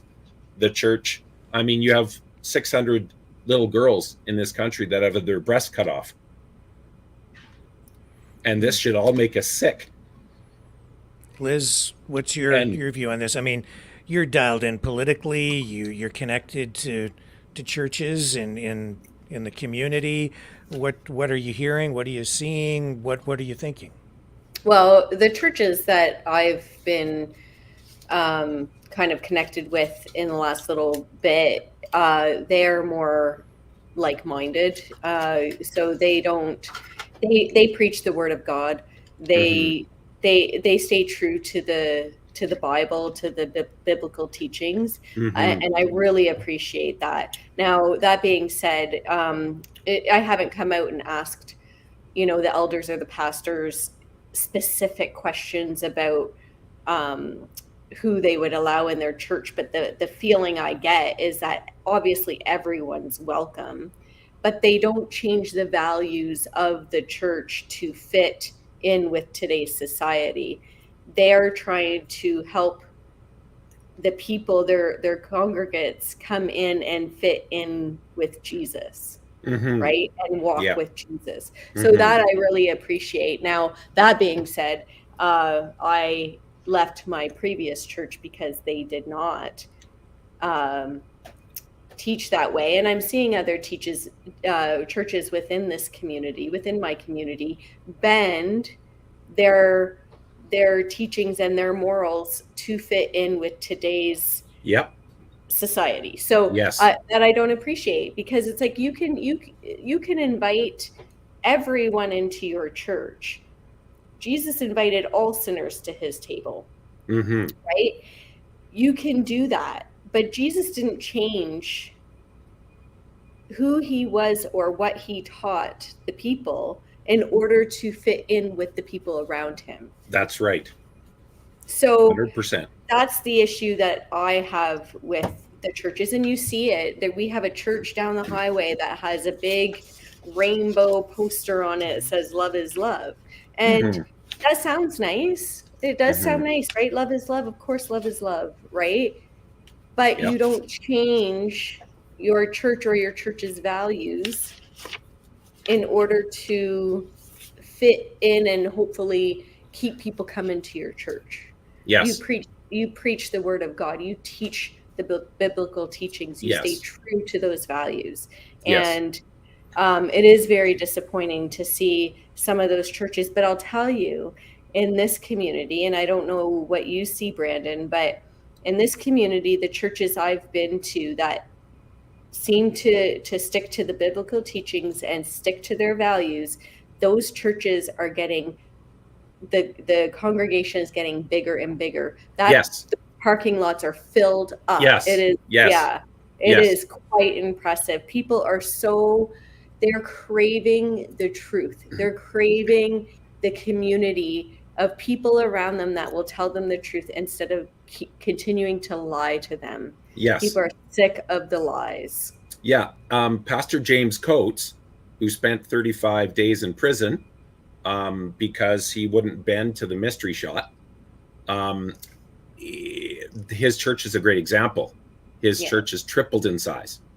Now, and tell people, especially in the U.S., where that church is, Brandon. Sure. It's in Edmonton, about 3 hours north of Calgary. And it has something very, very in relation to two Romanian pastors in Illinois. Oh, we froze up there for a moment. Right. That middle of the during the middle of the mystery shot chaos, and so they came from Romania. So they were in communism. So unlike most of us here, which are clueless, we don't recognize communism. They recognize it immediately. Said no, they did the first 2 months, and then they're like, no. We see, oh, Home Depot's open, Walmart's open, everything's fine. Oh, the casino's open, but you guys are having a fit and sending the FBI when we're having our service. So they stood up against the government. They beat the government in court, and their churches have tripled and quadrupled in size. And so there is a remnant. There is a remnant of churches, but the vast majority of the church, I gave that example to one pastor because I've met with so many pastors. I've heard so many of these excuses. And so I can handle them all. There isn't a question I can't handle now because I've interviewed them all. I've leaders of Bible colleges. I've heard all their excuses. And one pastor said, well, that story you're telling about Pastor James' church, that they got bigger. Well, I know that a whole bunch of those people came from another church. And so he didn't get it. He's like, oh, so he think it's bad that people, so the growth of this church was because people were leaving this church. Well, in Revelation, it talks about how many are going to fall away, and the lampstands of churches that do not stand for truth and righteousness will be removed.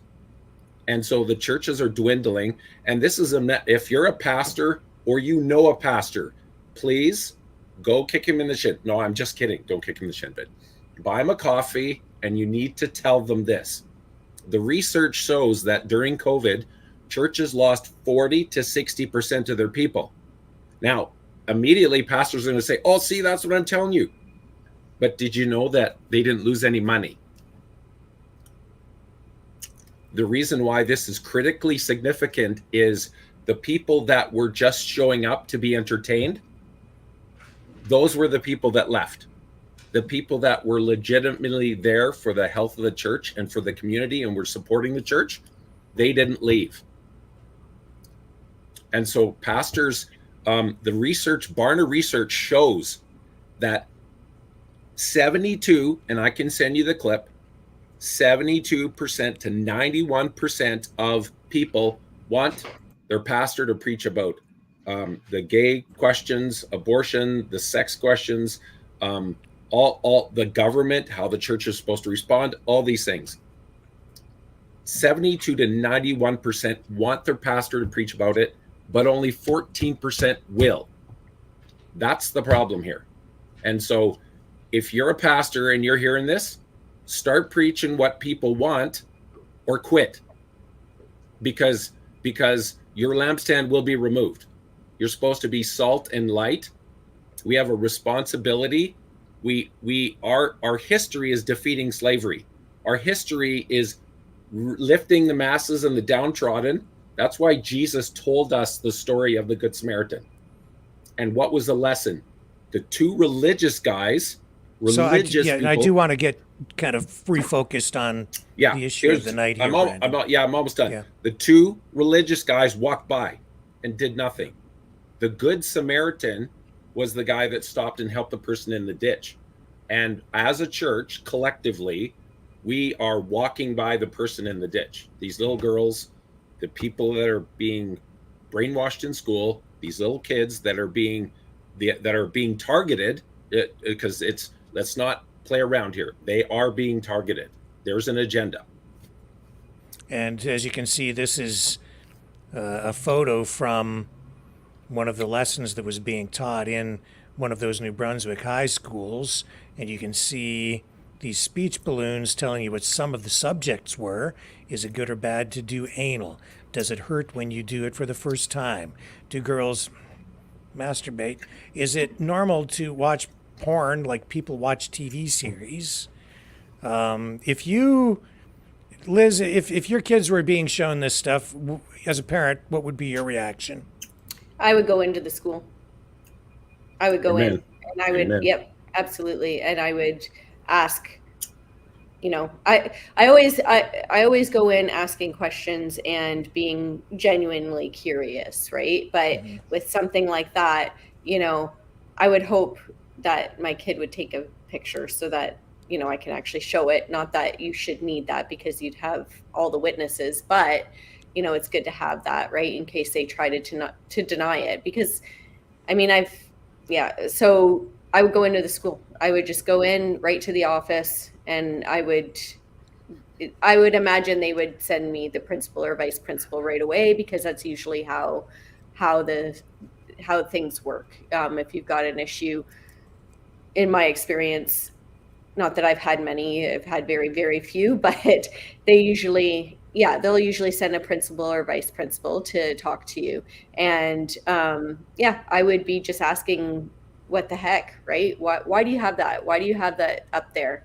And, a lot of times they don't really know.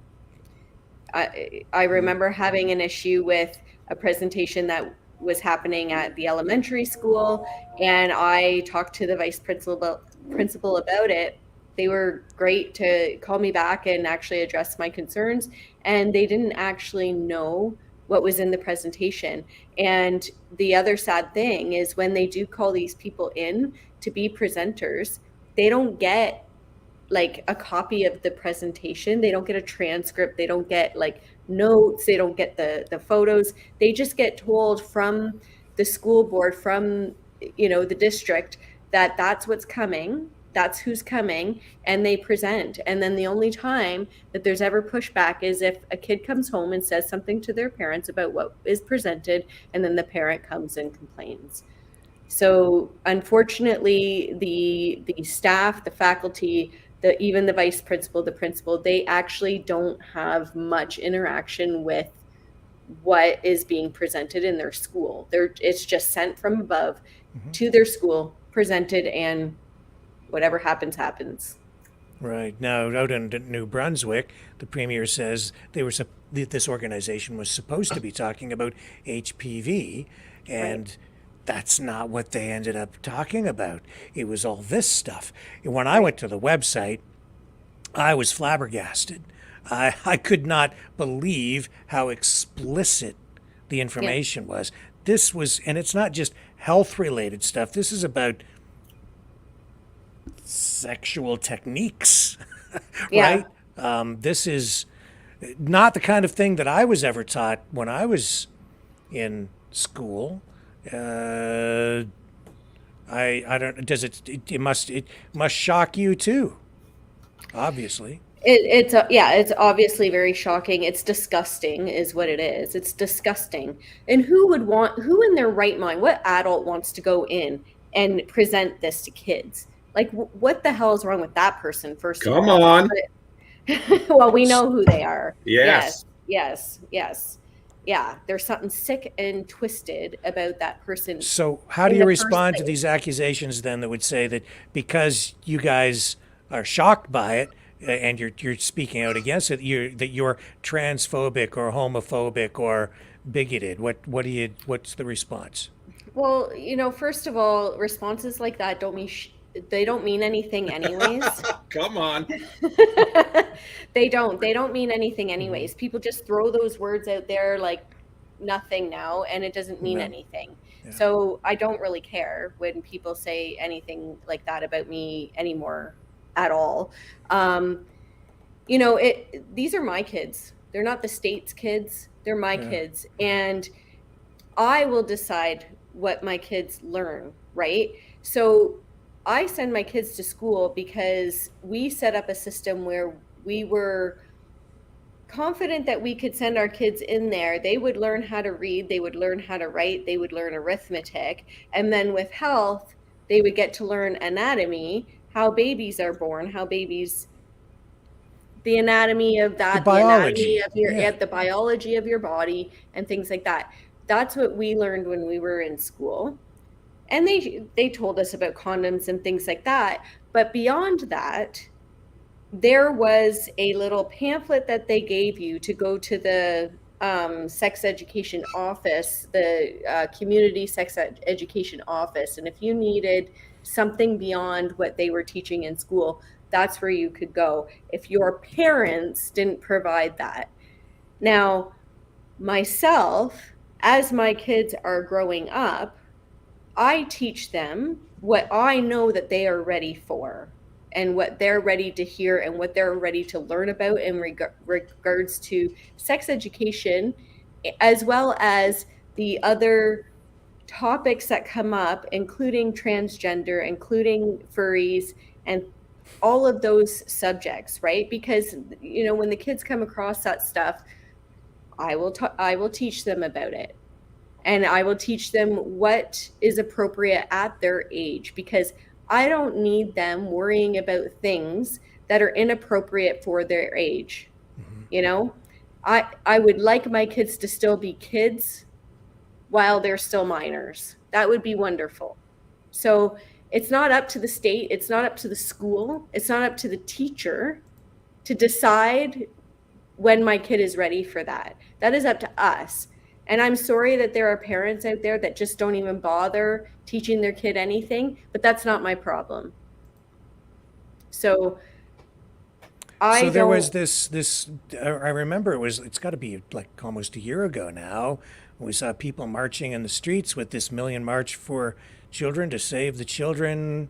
You know, you were well aware of that. Do you think do you guys think that made any difference? Here we are a year later and we're talking about this.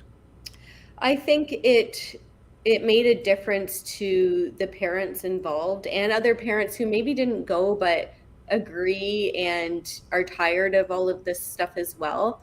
But because time has gone by and we haven't been banging their doors down, I think obviously they feel it's okay to keep bringing it up, right? They feel it's okay to keep shoving it down the kids' throats. And the problem too is if you or your child tries to say something, then again, you're being called this, that, and the other thing. So unless you get a big crowd of people, what really can an individual do? You know, for example, you go into a classroom and there's a humongous trans flag that the teacher has hung up. Now, if the majority of the students don't want that flag in there, too bad for them. So what is it that really the kids or the parents can do to change that? Because if you say something to the principal or to the vice principal, they kind of go, there's really nothing we can do about it, right? So unless you get a group of people like we did with the Million March, nothing's going to change. Nothing's going to get done. Parents actually have to take some more steps, I think. And I think we did get a little bit comfortable within this last, few months where maybe it's hasn't really come up. And, with my kid, he's not even really in any courses where this is being brought up or it's an issue, right? He's taking more mathematical and scientific courses. So I don't know. We just haven't, I guess I got a little bit relaxed because we haven't really been exposed to it. Yeah. Brandon? Yeah. Thanks, Rick. So one of the things that we're doing here in Alberta, if for parents out here that are listening, or because I've got grandkids now, if you got grandkids, they're just as important. You got to look out for them. Especially when sometimes you can get in there and find out what's going on in the school when mom and dad aren't always available. And that's what the forces of evil are doing. They're taking advantage of this. And John Hilton O'Brien for Parents for Choice in Education, he is an absolute great resource. You've got to get on your school boards. You've got to get like-minded people on your school boards so that they are aware of who is, and they can stand up and say, oh, no, we're not bringing that in here. Because the people that are bringing in here, like you're saying, Liz, some of them are just clueless. They don't know. There's a lot of useful idiots along in this. But there are the one or two that are absolute snakes. They know exactly what they're doing. And when I keep, even the vice principal of my kid's school, when I was saying, no, you're not teaching my kid about the 4 different kinds of sex. There's one kind of sex. Don't teach them about all your deviant stuff. You want to have your porn or whatever, that's for you. You're an adult, whatever. Keep my kids out of your communism. But her saying was, well, you can't protect them from this. No, I'm not trying to protect them. I need to protect them from you. I like to say to these people that say education is the solution. Okay, first of all, just education didn't start until Germany. Germany brought it in the 1880s, roughly, started kindergarten. That's the German word, right? And that was their plan I'm being a little facetious here, but to create zombie slaves to serve the motherland. That was the whole point of 12 years of education, to brainwash and indoctrinate kids to think towards serving the government. And then the whole world went, wow, what a great idea. Let's all do that. So if this education is so important, please explain to me, how did we get to the human race here? Without sex education in school, somehow human beings reproduced. That's impossible. How did that happen? Well, we don't need the school. All we need, the school has no place in the sexual aspect. The only place the school has is reaffirming morality, not mechanics. Well, it's certainly controversial. And now we have this coming up, another event similar. Well, this is going to be a student walkout. I'll let this gentleman explain it. Parents, you've all heard by now that across Canada, we're staging a nationwide walkout of schools. This is happening on Monday, June the 3rd, in response to the raising of the pride flag on public schools and Catholic schools all across the country. Everyone is participating so that we can show the Ministry of Education just how many Canadian parents object to raising a sexual movement flag on top of schools. It has no place in the education system. Parents rallied last year in September. 1.5 million people protested to say our kids are not included in this movement. This does not align with our family values. We object to the teaching of these principles to our children, especially when it's mandated. We send our kids to learn science, math, language, not alternative sexual lifestyles. These are topics for parents to have with their children and have no place in education. Every single Canadian parent is urged to participate. Find a way to keep your kids at home. If this is an important concern to you and your family, show it and participate. Don't stand by idle expecting results to happen. This is a one-time we get to voice ourselves to the schools. We get to show the education system just how many Canadians they've upset. There is one flag that we honor, and that's the Canadian flag. Liz? Yeah, I think that's great that people are going to stand up to it. I guess I'm going to have to check and see. I'm assuming that the high schools are going to do it just because they seem to be more ridiculous with this stuff than the elementary schools. But I'm going to have to check with both schools. I'll just call and ask, hey, are you guys doing this?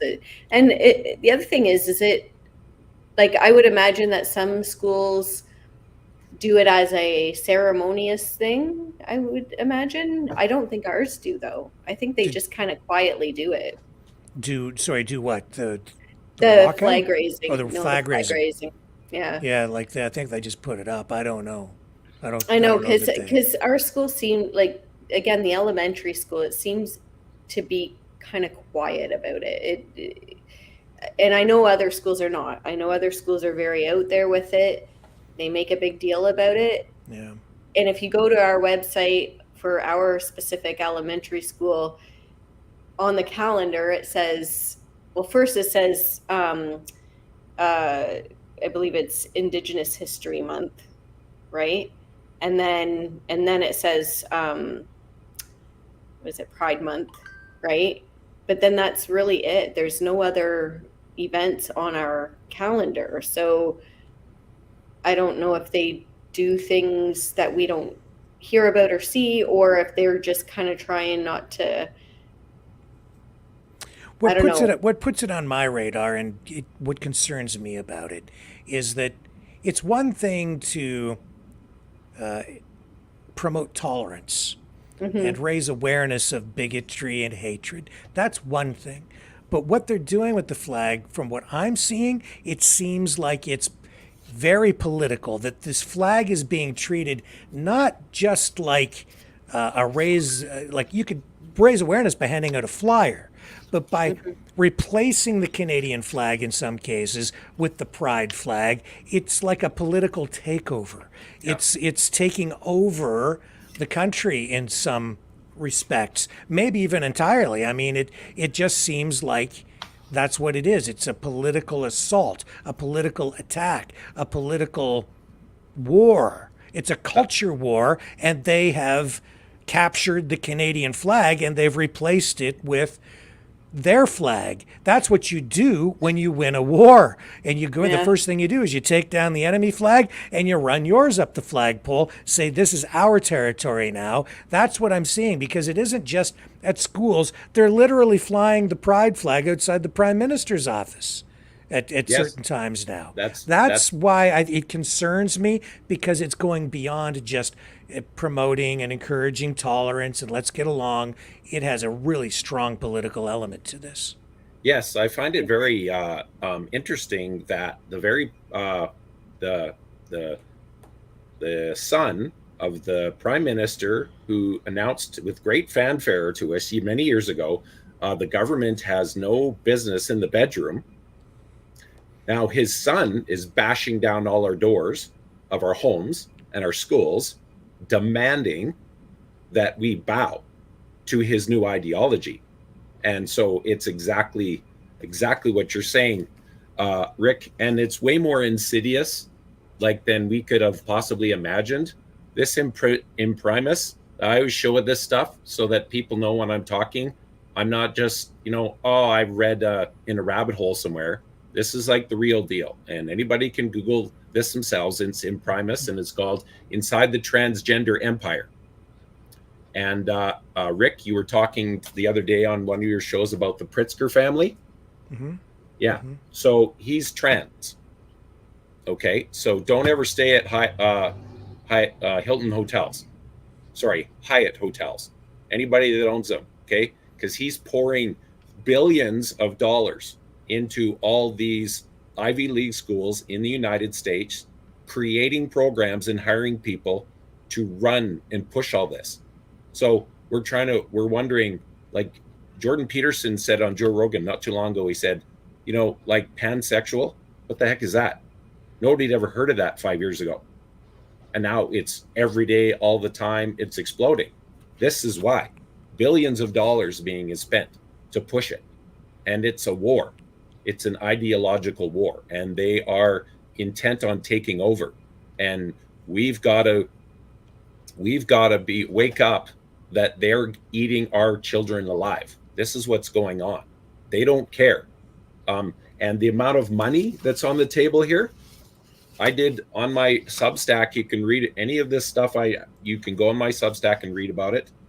$726 million Lupron made from sex change operations just in 2018 alone.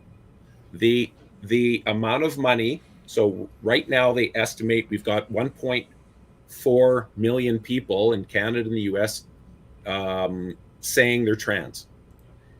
If they get surgery, we're talking 150,000 per person, plus tens of thousands per life on these blockers.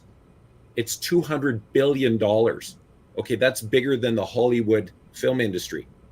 This is the money. You know, the Bible says the money is the root of all evil. And let me tell you, money is, political agendas are pushed forward by money and power. And the money is behind this communism, and the power is the socialism. I'm just queuing up something I really want to show you guys, because this is clearly coming from the extreme left, which is wrapping around and touching on the extreme right. That's why we're hearing people finally come to the realization, and they're calling this liberal fascism. Yes. And I've been calling it communo-fascism, which just, it's for a long time I've been using that phrase, and people are like, what the heck are you talking about? There's no such thing as that. Yeah. Well, yeah, it's happening. So Yes. here's one example. Okay, I really I'll throw it back to you guys and just get a quick comment while I get this other image up. Go ahead, I need Liz. to load this. Well, I guess, yeah, like the thing is, when it comes to our kids, I think the most frustrating part of it is we can do everything for our own children, right? You know, I've been, well, I was telling Rick earlier today that, you know, life has been really good here in the Valley family. Like we are doing great. My husband and I are both doing great. The kids are thriving. We definitely work hard. My husband and I, we instill our values into the kids. We keep them busy with between school, you know, learning, actual learning, not the indoctrination, but actual learning, you know, math, science, and, you know, writing and all of those things.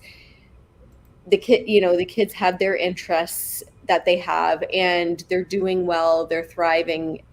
So we can do that. But the frustrating part is watching some of the others, you know, when, you know, my kids come home and talk about a classmate who's really struggling, and they talk about how, you know, they identify as, you know, the opposite sex, or not even most of the time now, right? It's non-binary, or they've changed their name or whatever. And, you know, the best thing that I can do is remind my kids that the best thing they can do is treat them kindly, still treat them kindly and be caring and be there if they need something, but they don't have to buy into all of that stuff, right? But it's frustrating that you can't help that other kid.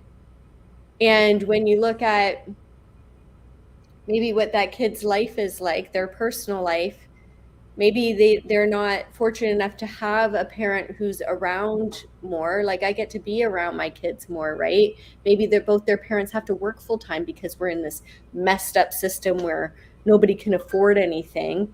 So parents are working way too much and not around for their kids. Or you have a parent that maybe is having, you know, some addiction issues or whatever. So you have all these kids that are in a bad place, and there's nothing you can do about it, right? Like, what can I do for another child other than advocating like we have in the past, where we're saying, you know, this has to stop. We have to, because those are the kids they're getting. They're not getting the kids that parents are spending a lot of time with them and, you know, making sure they're okay, checking in with them and keeping them busy and all of those things. Those aren't the kids they're getting. They're getting the kids that are kind of falling through the cracks. And unfortunately, that's too high of a number of kids that lose, you know, in that way. Yeah. So I think that's why when other people say things like, why does this affect your life? Why should this bother you?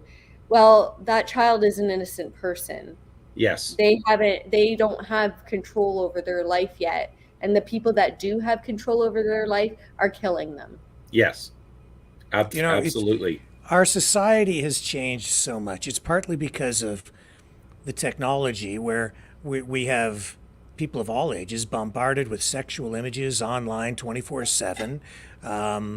you have people who have spent a lot of time during the pandemic separated. You're being told, young women are being told you don't need a man in your life.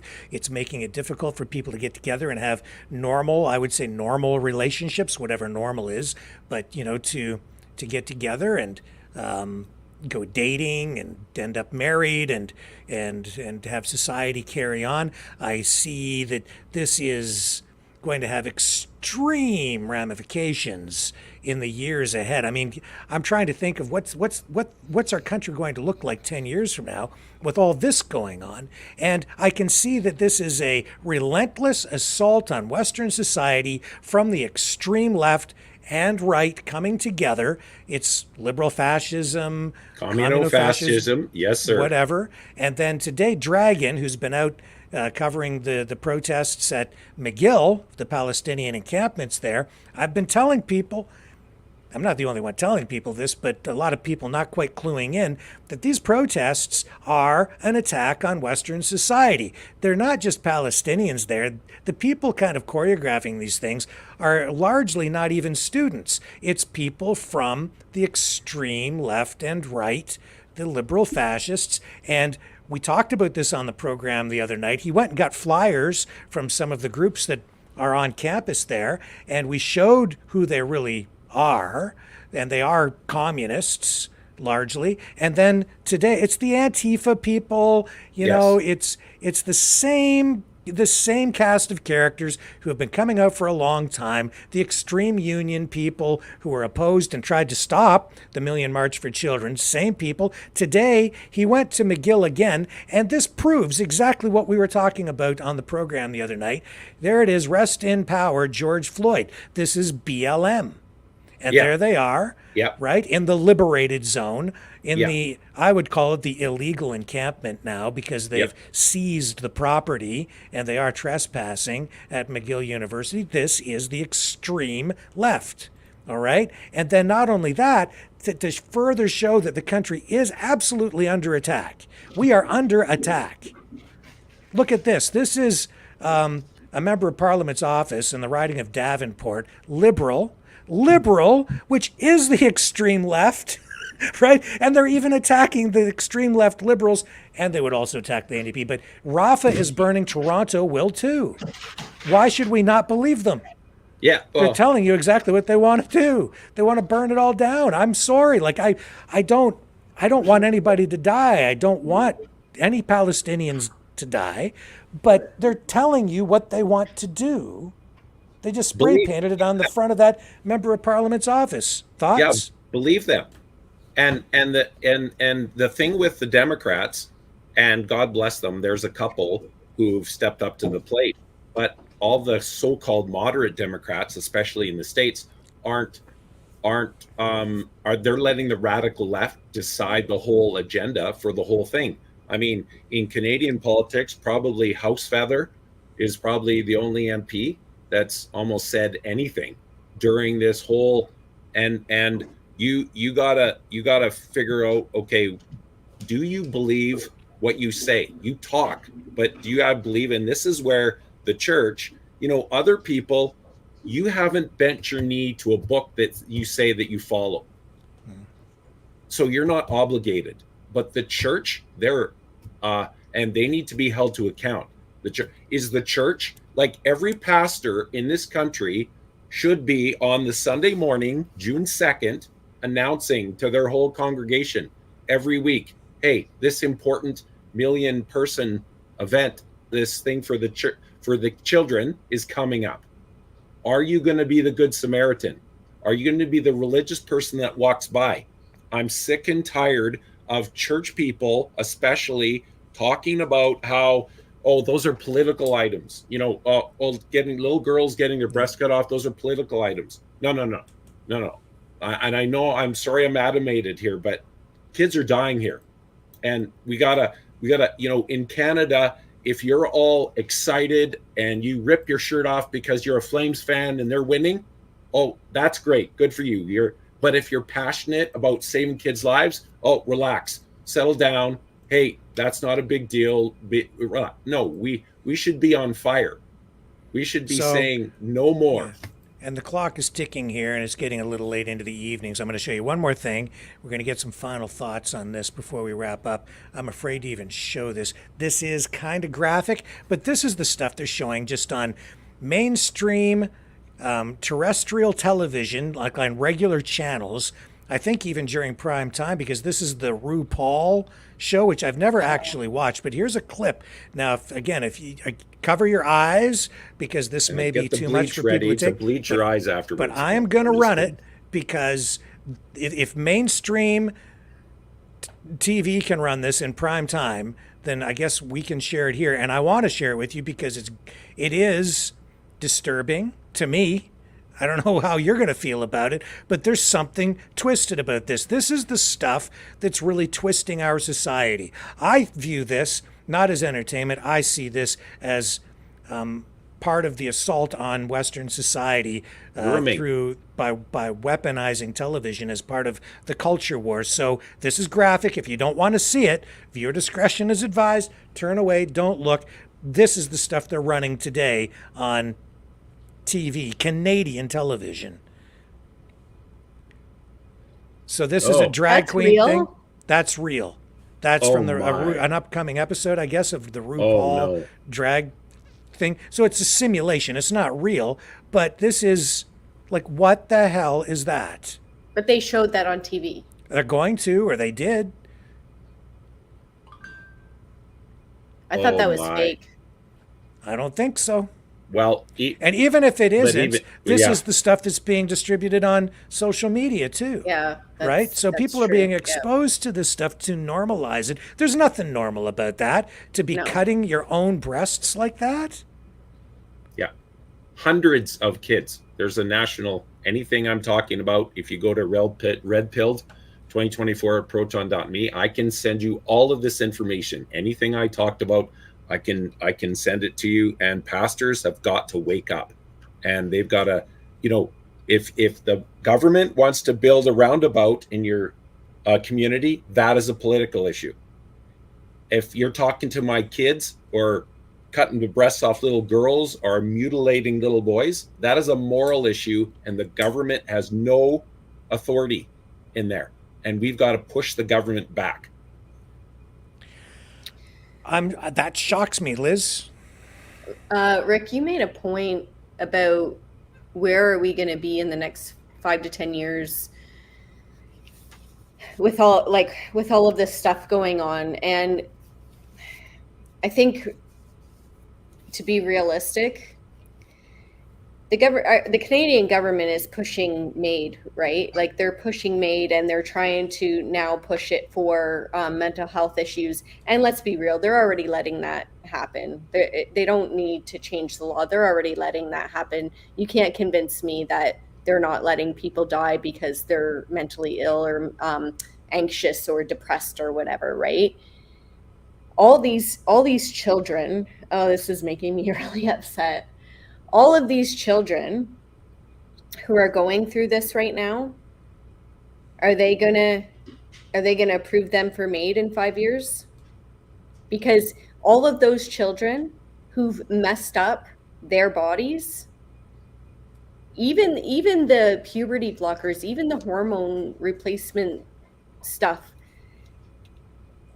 even that has long-term and permanent effects on these children. So they go and they take these drugs and they permanently change their bodies, probably won't be able to have kids. And this is the best case scenario, right? Is that things have changed and they can't have kids. The worst case scenario is they've actually cut parts of their body off and mutilated the other parts of their body, and those are permanent changes. And now, like, I'm actually nauseous now. And then they're going to come along to their psychiatrist and say, I can't do this anymore because it's permanent. After you make those changes, you have to keep doing it. You have to keep going with the drugs. You have to keep going with the other disgusting things that I'm not even going to bring up right now. What's going to happen to those kids?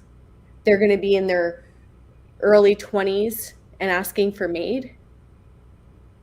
That's the road we're heading down. Yeah, that's their plan. That's the road.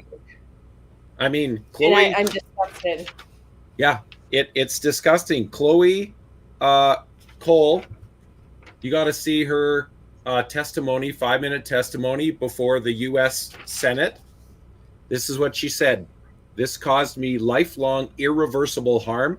I speak to you as a victim of one of the biggest medical scandals in American history.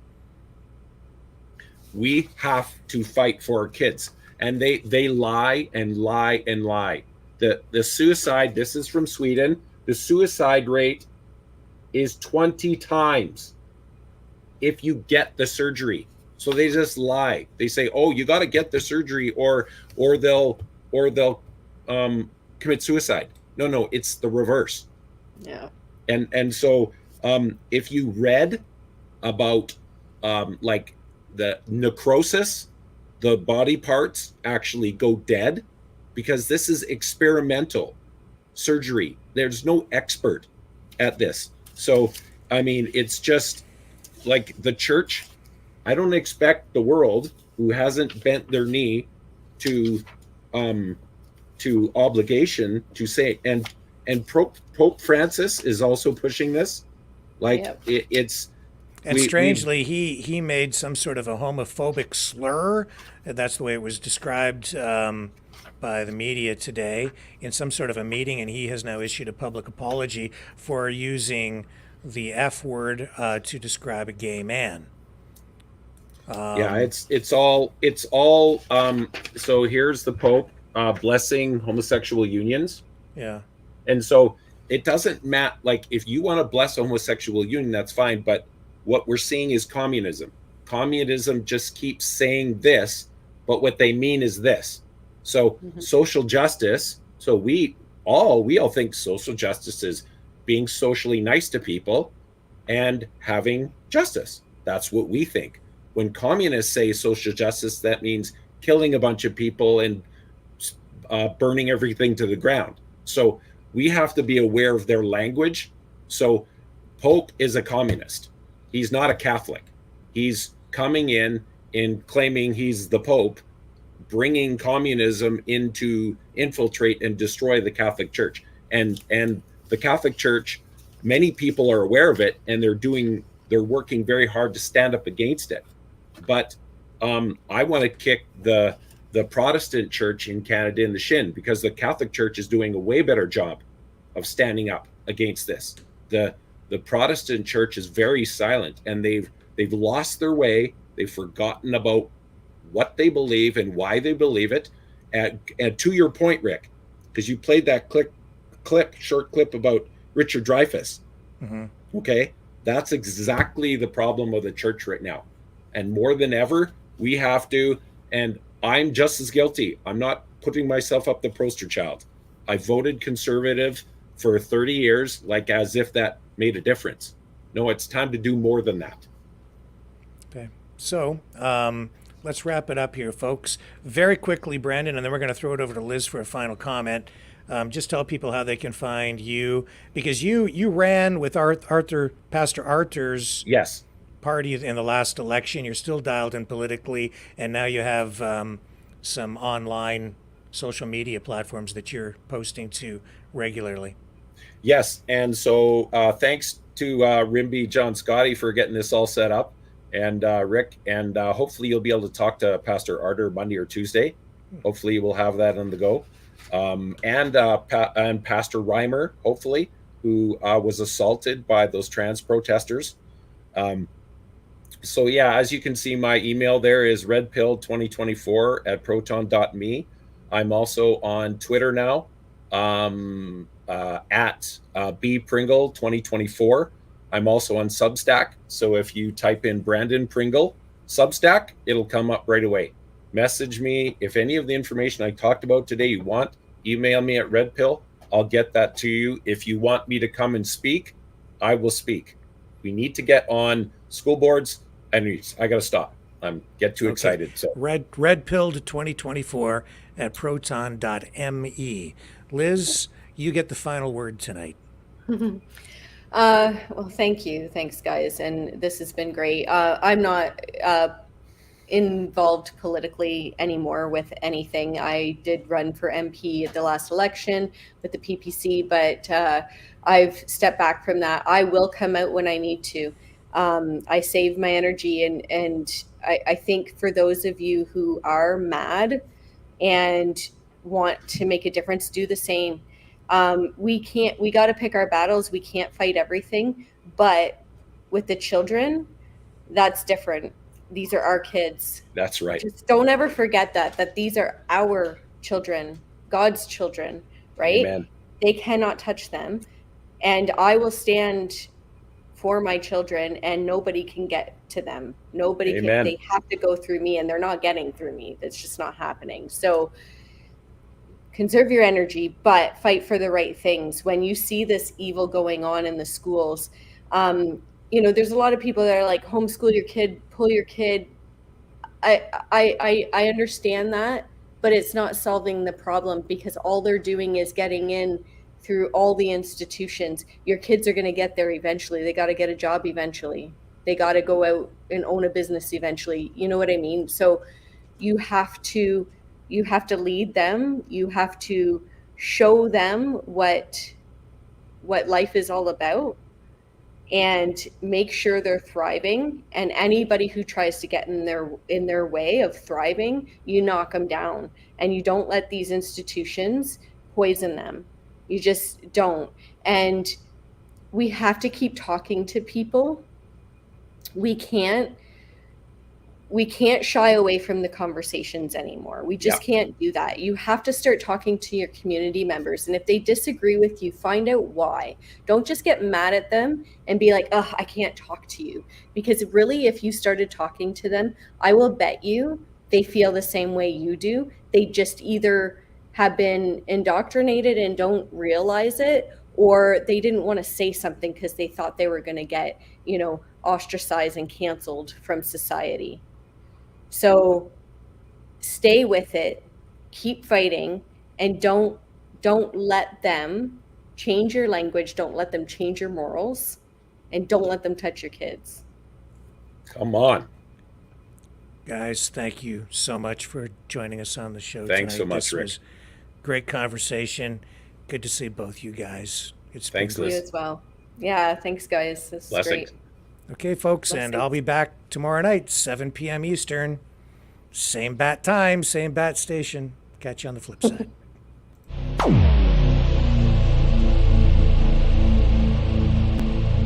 This has been a Maverick Multimedia production.